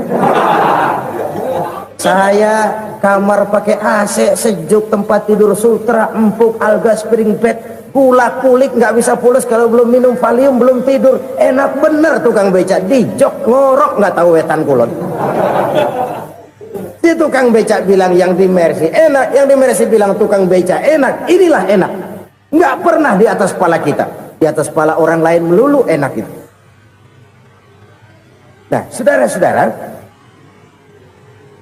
yang merupakan perbendaharaan surga itu orang yang bisa menyembunyikan kesulitan, baik pribadi ataupun rumah tangga. Nih terutama rumah tangga yang jadi soalnya. Kadang-kadang kita ini kalau senang, sebaliknya kalau senang kita diam, kalem aja, cuek. Banyak banget duit kita bawaan, diam aja udah, malah ketemu orang takut. Tapi begitu susah sekampung tahu. Padahal Nabi mengajarkan perbendaharaan surga itu menyembunyikan musibah, menyembunyikan kesulitan. Kalau enak cerita sama orang-orang, kalau nggak enak rasain sendiri, tekan sendiri, atasin sendiri. Kita kan sebaliknya, senang kita diam, asal lagi susah paling tidak kita nyari teman buat cerita kesusahan. Siapa orangnya yang nggak pernah susah? Cuma soalnya bagaimana kita mengatasi kesusahan itu sendiri. Begitu juga misalnya kalau orang sudah berumah tangga, itu orang tuanya harus menjadi tempat dia cerita yang enak-enak saja. Yang nggak enak rasain berdua, selesaikan berdua, atasin berdua. Jangan dibalik. Asal senang diam, giliran susah aja. Maknya laporan. Terbalik. Bisa menjaga security informasi. Maka nama bayam keluar diam, malah seluitan. Enak amat lo makan daging ayam. Security informasi. Saudara-saudara kaum muslimin rahimakumullah, ujian yang terberat itu yang pernah diberikan kepada para nabi, para rasul, para aulia, para ulama. Makin tinggi keimanan, makin berat bentuk kesulitan. Ayo saya kemukakan satu contoh saja. Ada seorang nabi yang kaya, nabi kaya, namanya Nabi Ayub. Iblis kalau orang begini kan keki, ibadahnya rajin, kaya. Yang kayak begini susah digodain. Kalau ibadahnya rajin, miskin, kali bisa disogok. Ini imannya mantap, ibadahnya rajin, kaya, nabi lagi. Oh, tapi namanya iblis nggak kurang akal. Laporan, Tuhan, kenapa Les? Ya ini bahasa saya, bahasa Qurannya sih nggak gitu. Itu hambamu yang namanya Ayub, dia rajin ibadah cuma karena dikasih kaya aja. Coba kasih miskin dia, berhenti dia sembahyang. Ah kamu bisa aja. Saya tahu Ayub itu hambaku yang ikhlas. Saya buktiin Tuhan, silahkan. Dibuktiin lah, iblis turun ke alamin. Yang mula-mula dia lakukan, dia rusak sawah ladang Nabi Ayub. Dia binasakan binatang ternak Nabi Ayub. Sehingga dalam waktu singkat Jatuhlah Nabi Ayub dari orang paling kaya jadi orang paling miskin. Beliau masih ibadah di mihrab dalam masjid. Datang iblis. Saudara Ayub, ya. Lagi ngapain? Ibadah. Nyembah Allah, nyembah Allah. Oh, percuma. Kenapa? Tuhan yang ente sembah nih, dia udah bikin miskin ente. Sawah ladang ente hancur lebur, binatang ternak binasa. Sekarang ente jadi orang paling miskin. Ngapain nyembah Tuhan kayak begitu? Tekor. Udah berhenti dah ibadah, berhenti ibadah. Ini iblis sama Tuhan lapornya lain, yang dikerjakan kepada Nabi Ayub juga lain. Benar begitu iblis kata Nabi Ayub? Iya, sawah ladang saya habis, buras. Binatang ternak saya binasa, binasa. Saya miskin, bangpak. Apa jawab Nabi Ayub? Bukan innalillahi, ya ini hebat. Alhamdulillahillazi a'tani wa akhza minni. Segala puji bagi Allah yang telah memberikan harta kepada saya dan sekarang mengambilnya lagi. Alhamdulillah. Allah yang ngasih, Allah yang ambil. Itu mah urusan Allah. Iblis cuman ibadah jalan terus, sujud lagi Nabi Ayub. Iblis seleher gondok banget. Dasar Nabi nggak mempandai apa-apain. Miskin malah alhamdulillah. Allah yang ngasih, Allah yang ngambil. Jadi kalau kita tidak komit, kita tidak terikat kepada kaya, miskin, senang, susah, apa yang bisa bikin kita susah? Jadikan kekayaan, kemiskinan, jadikan senang, susah sebagai anak buah yang bisa kita atur. Jangan kekayaan ngatur kita, jangan kemiskinan ngatur kita. Kita yang harus mengatur mereka. Senang, susah, kaya, miskin, bahagia, sengsara, jadikan itu anak buah yang bisa kita atur. Kalau sekarang kita kaya, lain saat boleh jadi kita miskin, semiskin-miskinnya. Allah yang ngasih, Allah yang ngambil. Tenaga mana yang bisa menghalangi? Ibadah jalan terus. Iblis makin gondok. Dasar Nabi loh. Akhirnya apa? Nabi Ayub dikerjain, diberikan penyakit. Demikian fatal penyakitnya. Bayangin, udah miskin sakit. Masya Allah. Miskin sakit.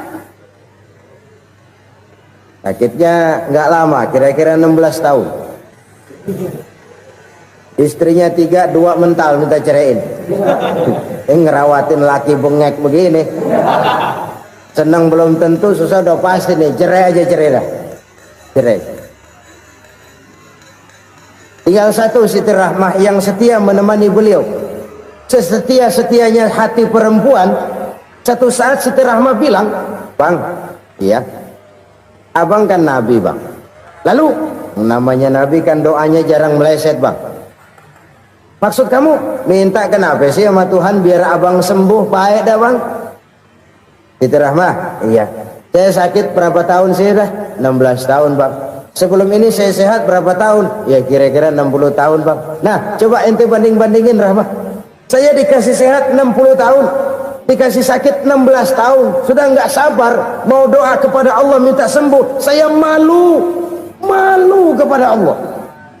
Diuji dengan yang luar biasa seperti ini, tidak mengganggu stabilitas kehambaannya. Dia tetap menghamba kepada Allah Subhanahu wa ta'ala. Saudara-saudara kaum muslimin rahimakumullah. Kunci menghadapi kesulitan itu apa? Allah jelaskan dalam satu ayat, wa basyiris sabirin alladzina iza asabathum musibah qalu inna lillahi wa inna ilaihi raji'un. Gembirakan orang-orang yang sabar. Siapa mereka itu? Yang apabila mendapat musibah mereka kembali kepada keyakinan dasar. Segalanya dari Allah dan segalanya akan kembali kepada Allah. Ini konsepsi dasar dari sikap muslim dalam menghadapi berbagai kesulitan. Segalanya dari Allah, segalanya akan kembali kepada Allah. Kalau ini sudah kondisi dasarnya, maka kita akan lapang menghadapi kenyataan bagaimanapun pahitnya. Apakah itu namanya miskin, apakah itu namanya sakit, bahkan maut sekalipun. Maut sekalipun. Segalanya dari Allah, segalanya akan kembali kepada Allah. Ini sikap hidup, bukan sekedar ucapan. Kita kadang-kadang menjadikannya sebagai ucapan.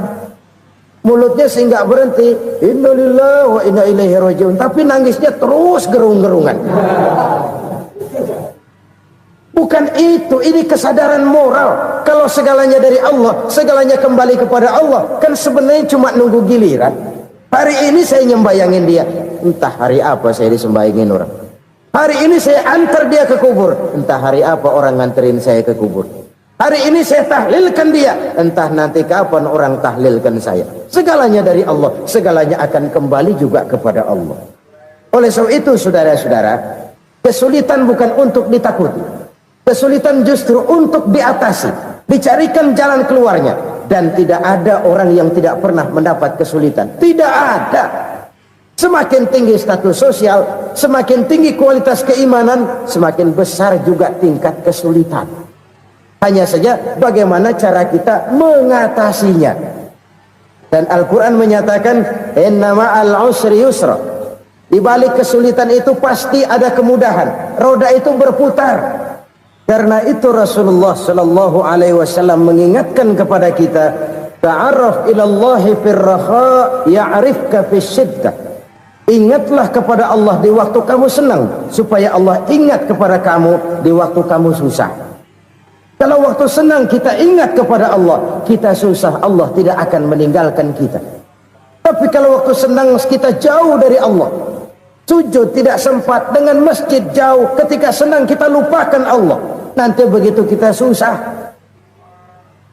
Allah lupakan kita, dan itu menyakitkan.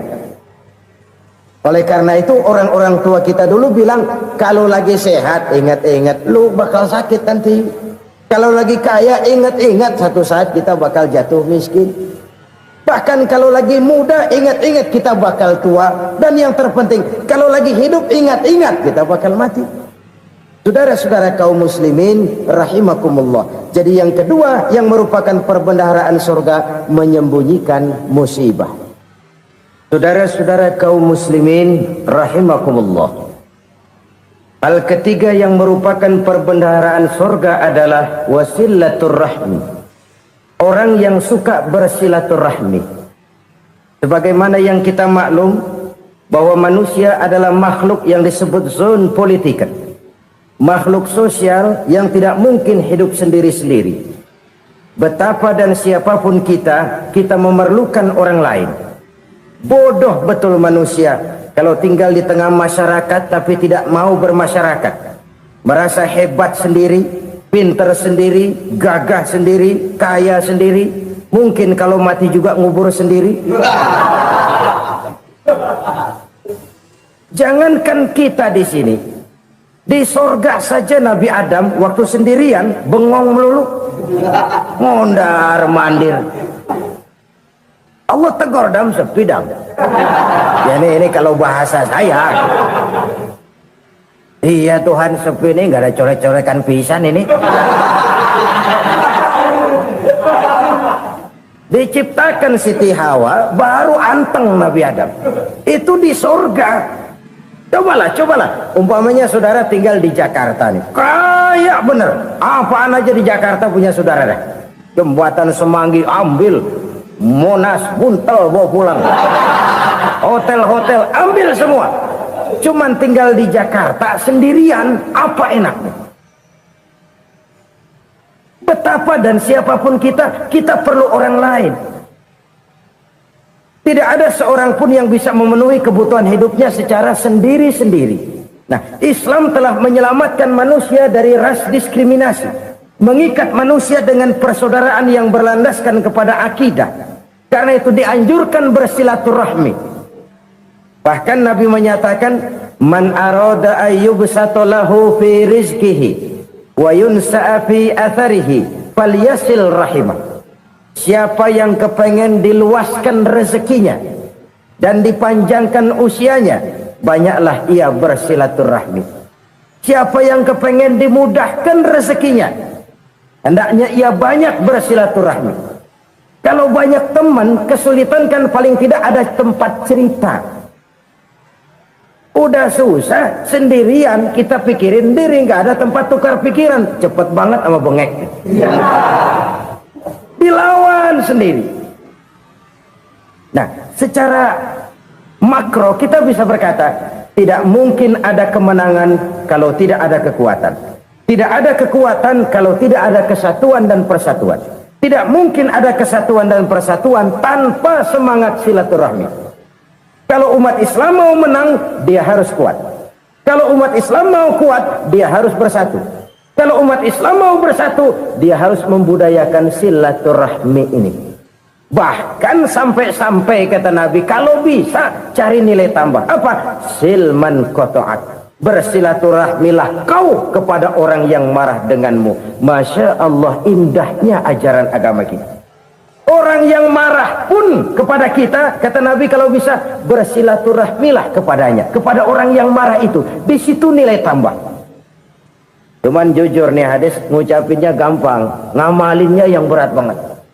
Orang marah sama kita, kita disuruh silaturahmi. Ada apa malu? Lu marah, ada gua marahan lagi. Tunggu pikirin. Saudara-saudara kaum muslimin rahimakumullah. Tapi ini yang diajarkan, bahkan ini yang dicontohkan oleh baginda Rasul. Bagaimana begitu mudah, misalnya satu saat Abu Jahal ini ngatur strategi bagaimana bikin Muhammad celaka. Dia gali lubang di depan tempat tidurnya. Dia tutupin daun korma. Terus dia panggil seseorang, ke sini. Kasih tahu Muhammad, pamannya sakit keras, minta ditengokin. Berangkat orang ini ke sana. Muhammad, labbaik. Pamanmu sakit keras, dia minta ditengokin. Baik, saya akan datang menjenguk beliau. Berangkatlah Nabi ke rumah Abu Jahal tanpa prasangka apapun. Abu Jahal udah pasang stil, selimut 3 rangkap setengah dipakai, persis kayak orang meriang. Tapi sembari ngintip dari balik selimut, begitu Muhammad buka pintu, nah masuk perangkap nih. Muhammad jalan menuju tempat pembaringan. Makin lama makin dekat, makin lama makin dekat, makin dekat ke lubang yang dipasang oleh Abu Jahal itu. Dalam hati Abu Jahal, terus dah jatuh, mampus dah lo ini. Mampus lo hari ini nih. Apa yang terjadi? Malaikat Jibril datang. Muhammad, pamanmu cuma pura-pura sakit. Di depan tempat tidurnya ada lubang perangkap supaya kamu jatuh ke situ. Sudah, kamu pulang. Balik kanan Nabi. Sudah hampir jatuh ke lubang, balik kanan, pulang. Bayangin kecewanya Abu Jahal. Muhammad dikit lagi, Muhammad dikit lagi. Enggak paman, saya pulang aja. Emosi bangun dari tempat tidur, enggak sadar kalau lagi pura-pura sakit. Lompat ngejar Nabi, dia lupa dengan lubang yang dia gali. Usrak, nyemplung sendiri ke dalam lubang.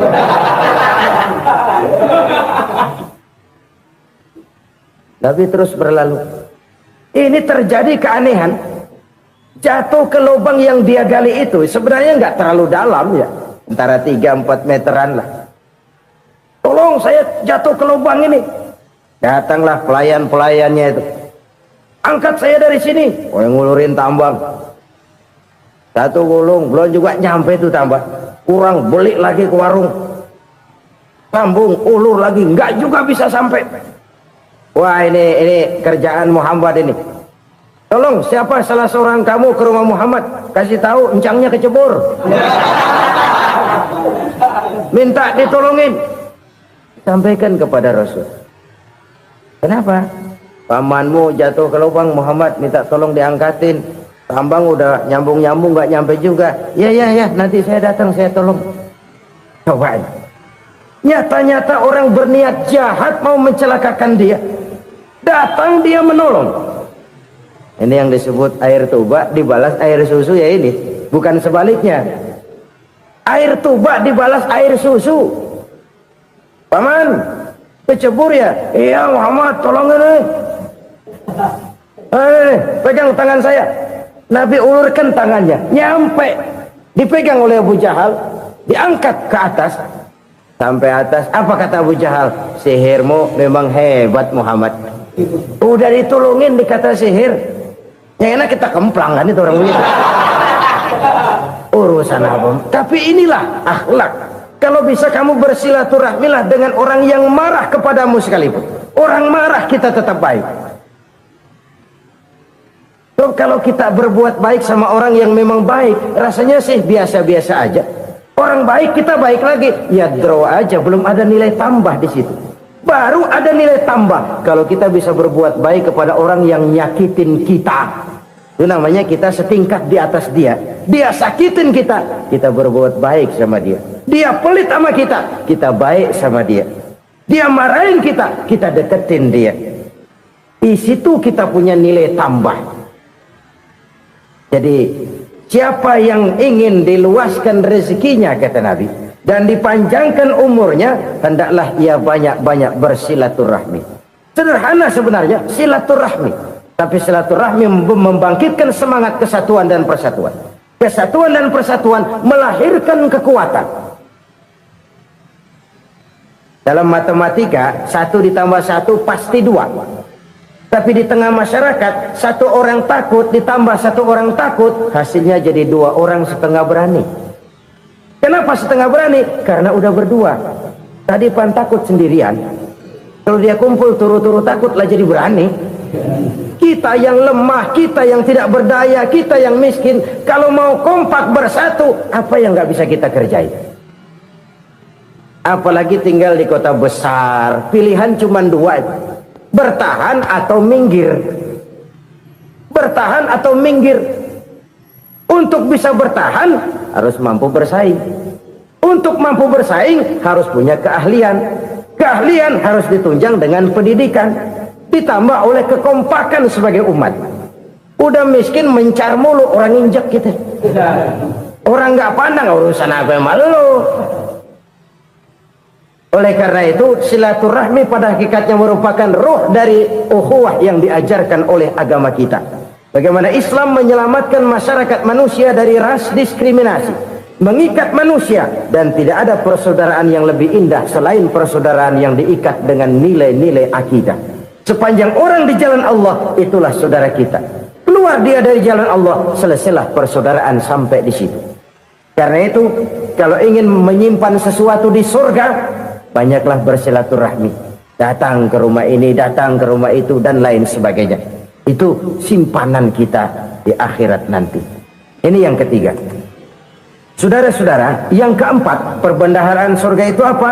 Wa qawlu la hawla wa la quwwata illa billah.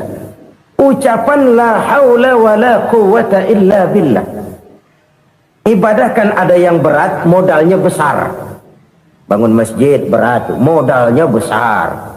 Bangun rumah sakit berat, modalnya besar. Ada ibadah yang berat tapi modalnya ringan. Misalnya puasa. Puasa itu berat, mengendalikan nafsu. Kalau sekedar nggak makan nggak minum sih enteng, mengendalikan nafsu itu jihad terbesar. Tapi kan modalnya ringan, cuma niat saja. Ini ibadah berat, modalnya ringan. Ada ibadah yang ringan, modalnya juga enteng. Seperti termasuk ucapan la haula wa la quwwata illa billah. Tanpa sadar, la haula wa la quwwata illa billah. Nyelengin tuh di surga. Nyelengin, kita nggak terasa. Nyelengin simpenan akhirat. La haula wa la quwwata illa billah. Nyimpan lagi.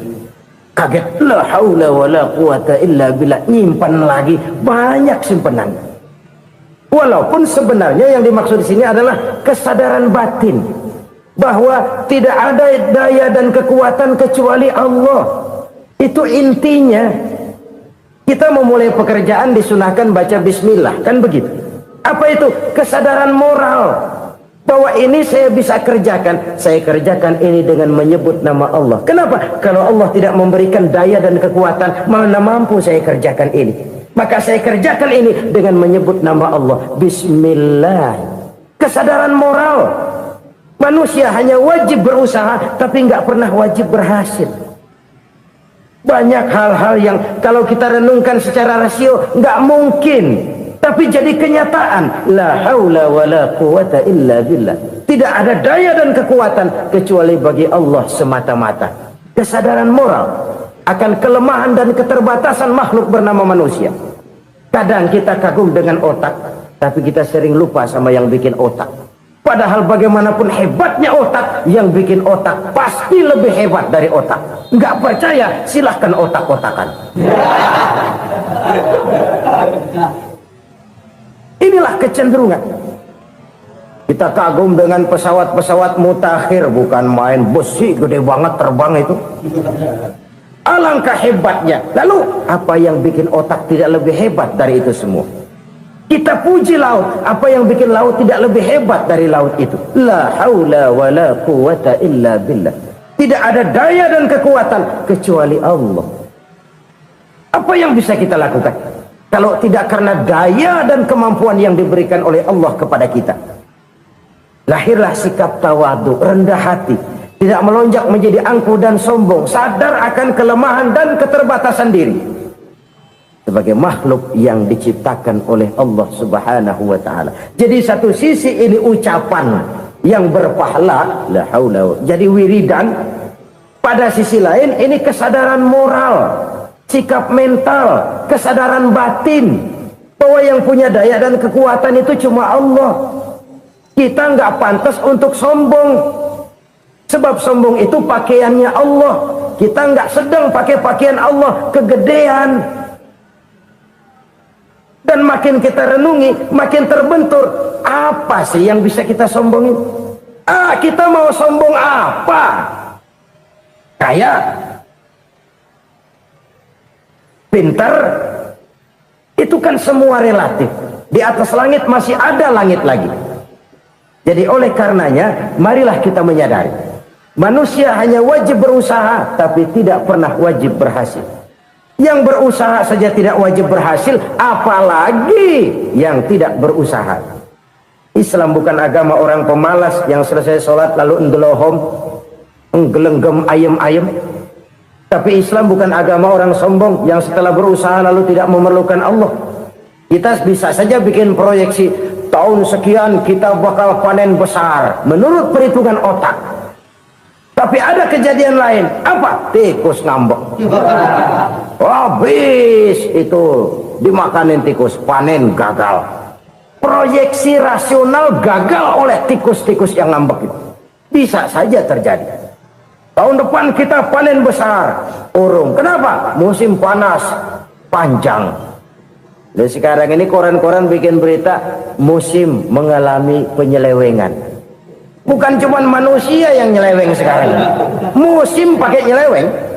Mestinya kan musim hujan udah selesai, masih hujan-hujan juga. Musim.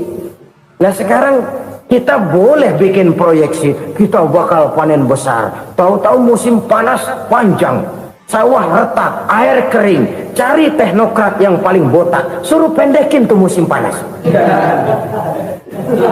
La haula wa la quwata illa billah. Inilah kesadaran moral. Saudara, saya teringat satu saat ada seorang konglomerat. Umurnya ya kira-kira 70-an. Satu saat dia ditanya oleh wartawan, "Pak, umur Bapak berapa sih?" "Ya paling 10 tahun." 10 tahun? 10 tahun? Anak Bapak berapa orang? Satu. Satu saja? Satu. Harta Bapak berapa? Ya paling-paling bangsa 7 juta kali. 7 juta? Iya. Pak, kenapa Bapak bohongi saya? Bapak punya buku biografi. Koran-koran, majalah-majalah banyak memuat cerita riwayat hidup Bapak. Saya tahu umur Bapak 70. Kenapa bilang cuma 7 tahun? Saya tahu anak Bapak 8. Kenapa cuma bilang 1? Saya tahu harta Bapak miliaran, mungkin triliunan. Pabrik di mana-mana, bank di mana-mana. Kenapa bilang uang Bapak cuma 7 juta? Nah, kata si konglomerat tadi, kamu benar nak, kamu benar. Umur saya kalau jumlahnya memang 70 nak.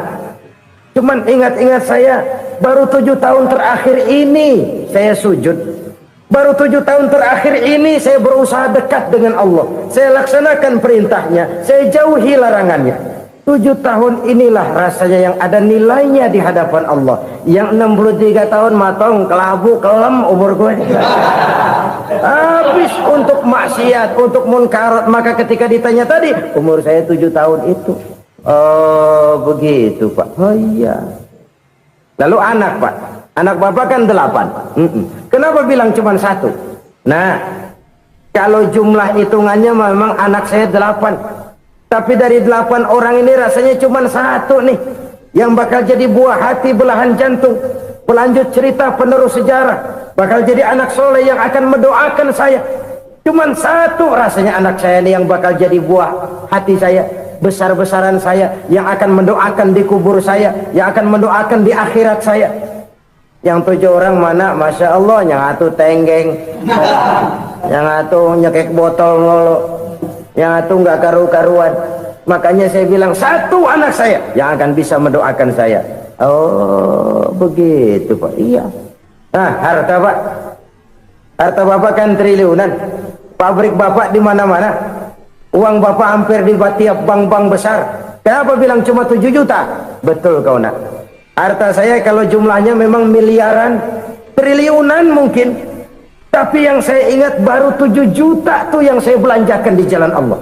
Saya nyumbang masjid, saya santuni yatim piatu, saya bantu pembangunan pesantren, saya bantu pembangunan rumah sakit Islam. Itu yang akan saya bawa pulang ke akhirat, yang 7 juta itu. Yang triliunan itu nanti akan diperebutkan oleh anak-anak saya sebagai waris saya. Jadi harta saya 7 juta itu yang bakal nemenin saya di akhirat, yang akan saya bawa pulang jadi teman saya. Saudara-saudara kaum muslimin, jangan-jangan orang tua itu adalah kita-kita ini. Jangan-jangan kita-kita ini adalah orang tua itu. Jangan-jangan itu potret dari diri kita masing-masing. Dari sekian umur yang diberikan Allah, berapa tahun yang ada nilainya di hadapan Allah?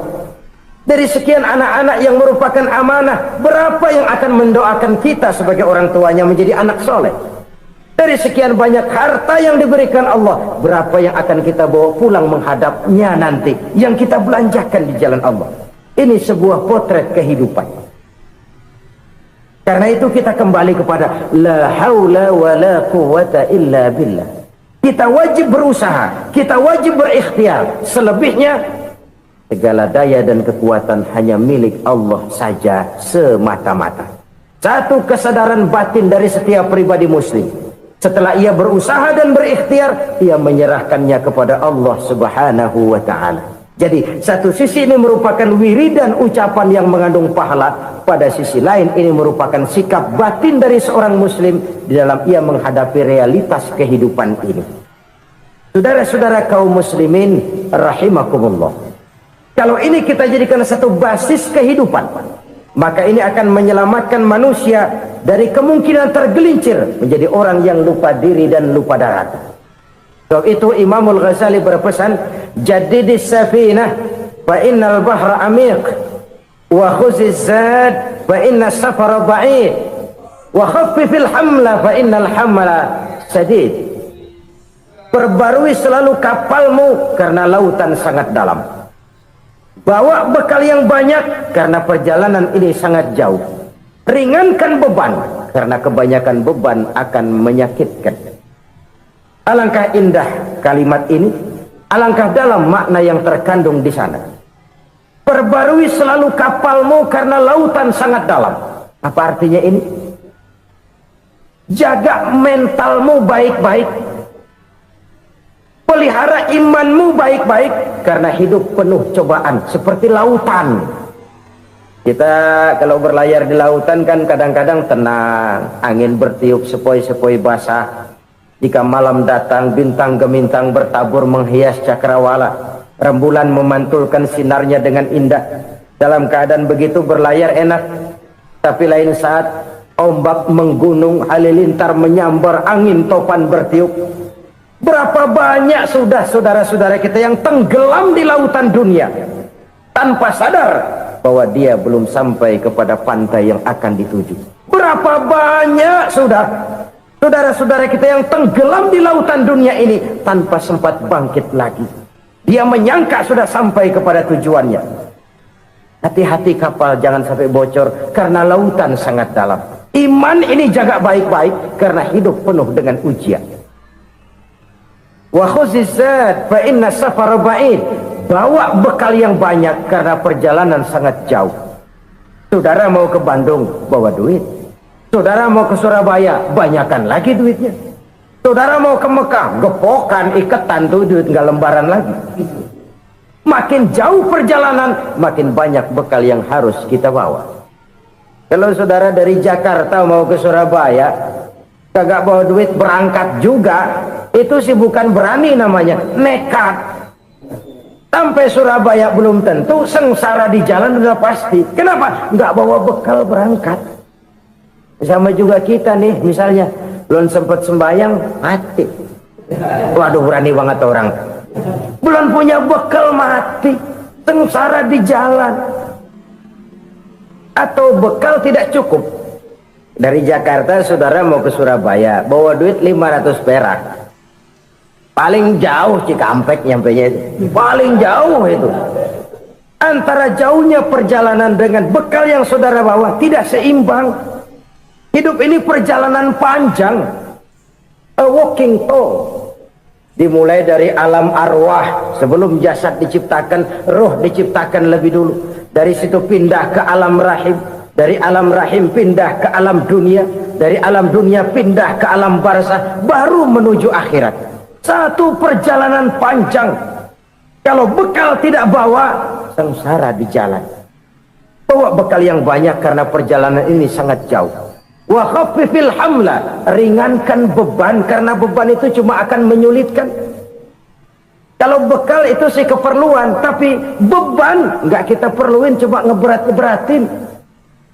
Apa ini beban? Dosa, kecurangan, kebatilan, kesoliman, ketidakadilan, kesewenang-wenangan. Itu akan jadi beban kita di akhirat. Alangkah celakanya, perjalanan panjang, bekal tidak bawa, beban kelewat banyak, alamat sengsara di jalan. Pahala tidak ada, dosa berlipat ganda. Na'udzubillah, summa na'udzubillah. Kalau kita rangkum nasihat Al-Ghazali dengan kisah si konglomerat tadi, kita akan mengambil kesimpulan. Pertama, bekal terbaik dalam menghadapi gejolak kehidupan ini tidak lain adalah iman. Yang kedua, pahala dan dosa. Dua hal kontroversial. Pahala adalah bekal, dosa adalah beban. Tapi kita sekarang kan tidak begitu terangsang kepada yang abstrak. Orang berlomba mencari yang konkret-konkret saja, yang real. Kalau memang dosa, benjol dong, kira-kira begitu. Kira-kira begitu. Persis orang Yahudi dulu. Orang Yahudi itu kan pernah minta kepada Nabi Musa, Ya Musa, lan nu'mina laka hatta narallaha jahrah. Musa, kami nggak bakal mau beriman kepada Allah kalau belum kami lihat Allah ada nongkrong di depan kami. Kalau memang Tuhan ada, taruh dong di depan kami. Mau yang konkret-konkret saja. Kalau memang dosa, benjol dong. Kalau memang pahala, berasa dong. Orang terangsang kepada yang real, yang konkret-konkret saja. Karena itu, untuk mengejar dosa, orang mau bayar. Tapi untuk mengejar pahala, walaupun tidak bayar, orang segan. Ini yang dikatakan oleh Nabi, kamu mengharapkan ke surga, tapi kamu berat melaksanakan sesuatu yang bisa membawa kamu ke surga. Kamu ingin jauh dari neraka, tapi tiap saat kamu lakukan perbuatan-perbuatan yang justru menjerumuskan kamu ke neraka. Idda'aitum an-najata minan nar wa ramaitum fiha anfusakum. Kamu ingin selamat dari neraka, tapi kamu lemparkan diri kamu ke neraka. Kamu ingin masuk surga, tapi berat sekali kamu melakukan perbuatan-perbuatan yang bisa menyampaikan kamu di surga. Saudara-saudara kaum muslimin rahimakumullah. Jadi hal keempat yang merupakan perbendaharaan surga adalah la haula wa la quwata illa billah. Satu sisi ini merupakan ucapan yang memperberat timbangan akhirat. Pada sisi lain ini merupakan sikap hidup seorang muslim. kesadaran batin yang sangat dalam bahwa tidak ada daya dan kekuatan kecuali Allah. Dan itu kita simbolkan pada saat memulai pekerjaan dengan Bismillah, dengan menyebut nama Allah. Satu kesadaran moral, saya hanya bisa melakukan ini karena diberikan daya dan kekuatan oleh Allah. Lahirlah sikap tawadu, rendah hati, tidak melonjak menjadi angkuh dan sombong. Saudara-saudara, sampai sini dulu jumpa kita kali ini.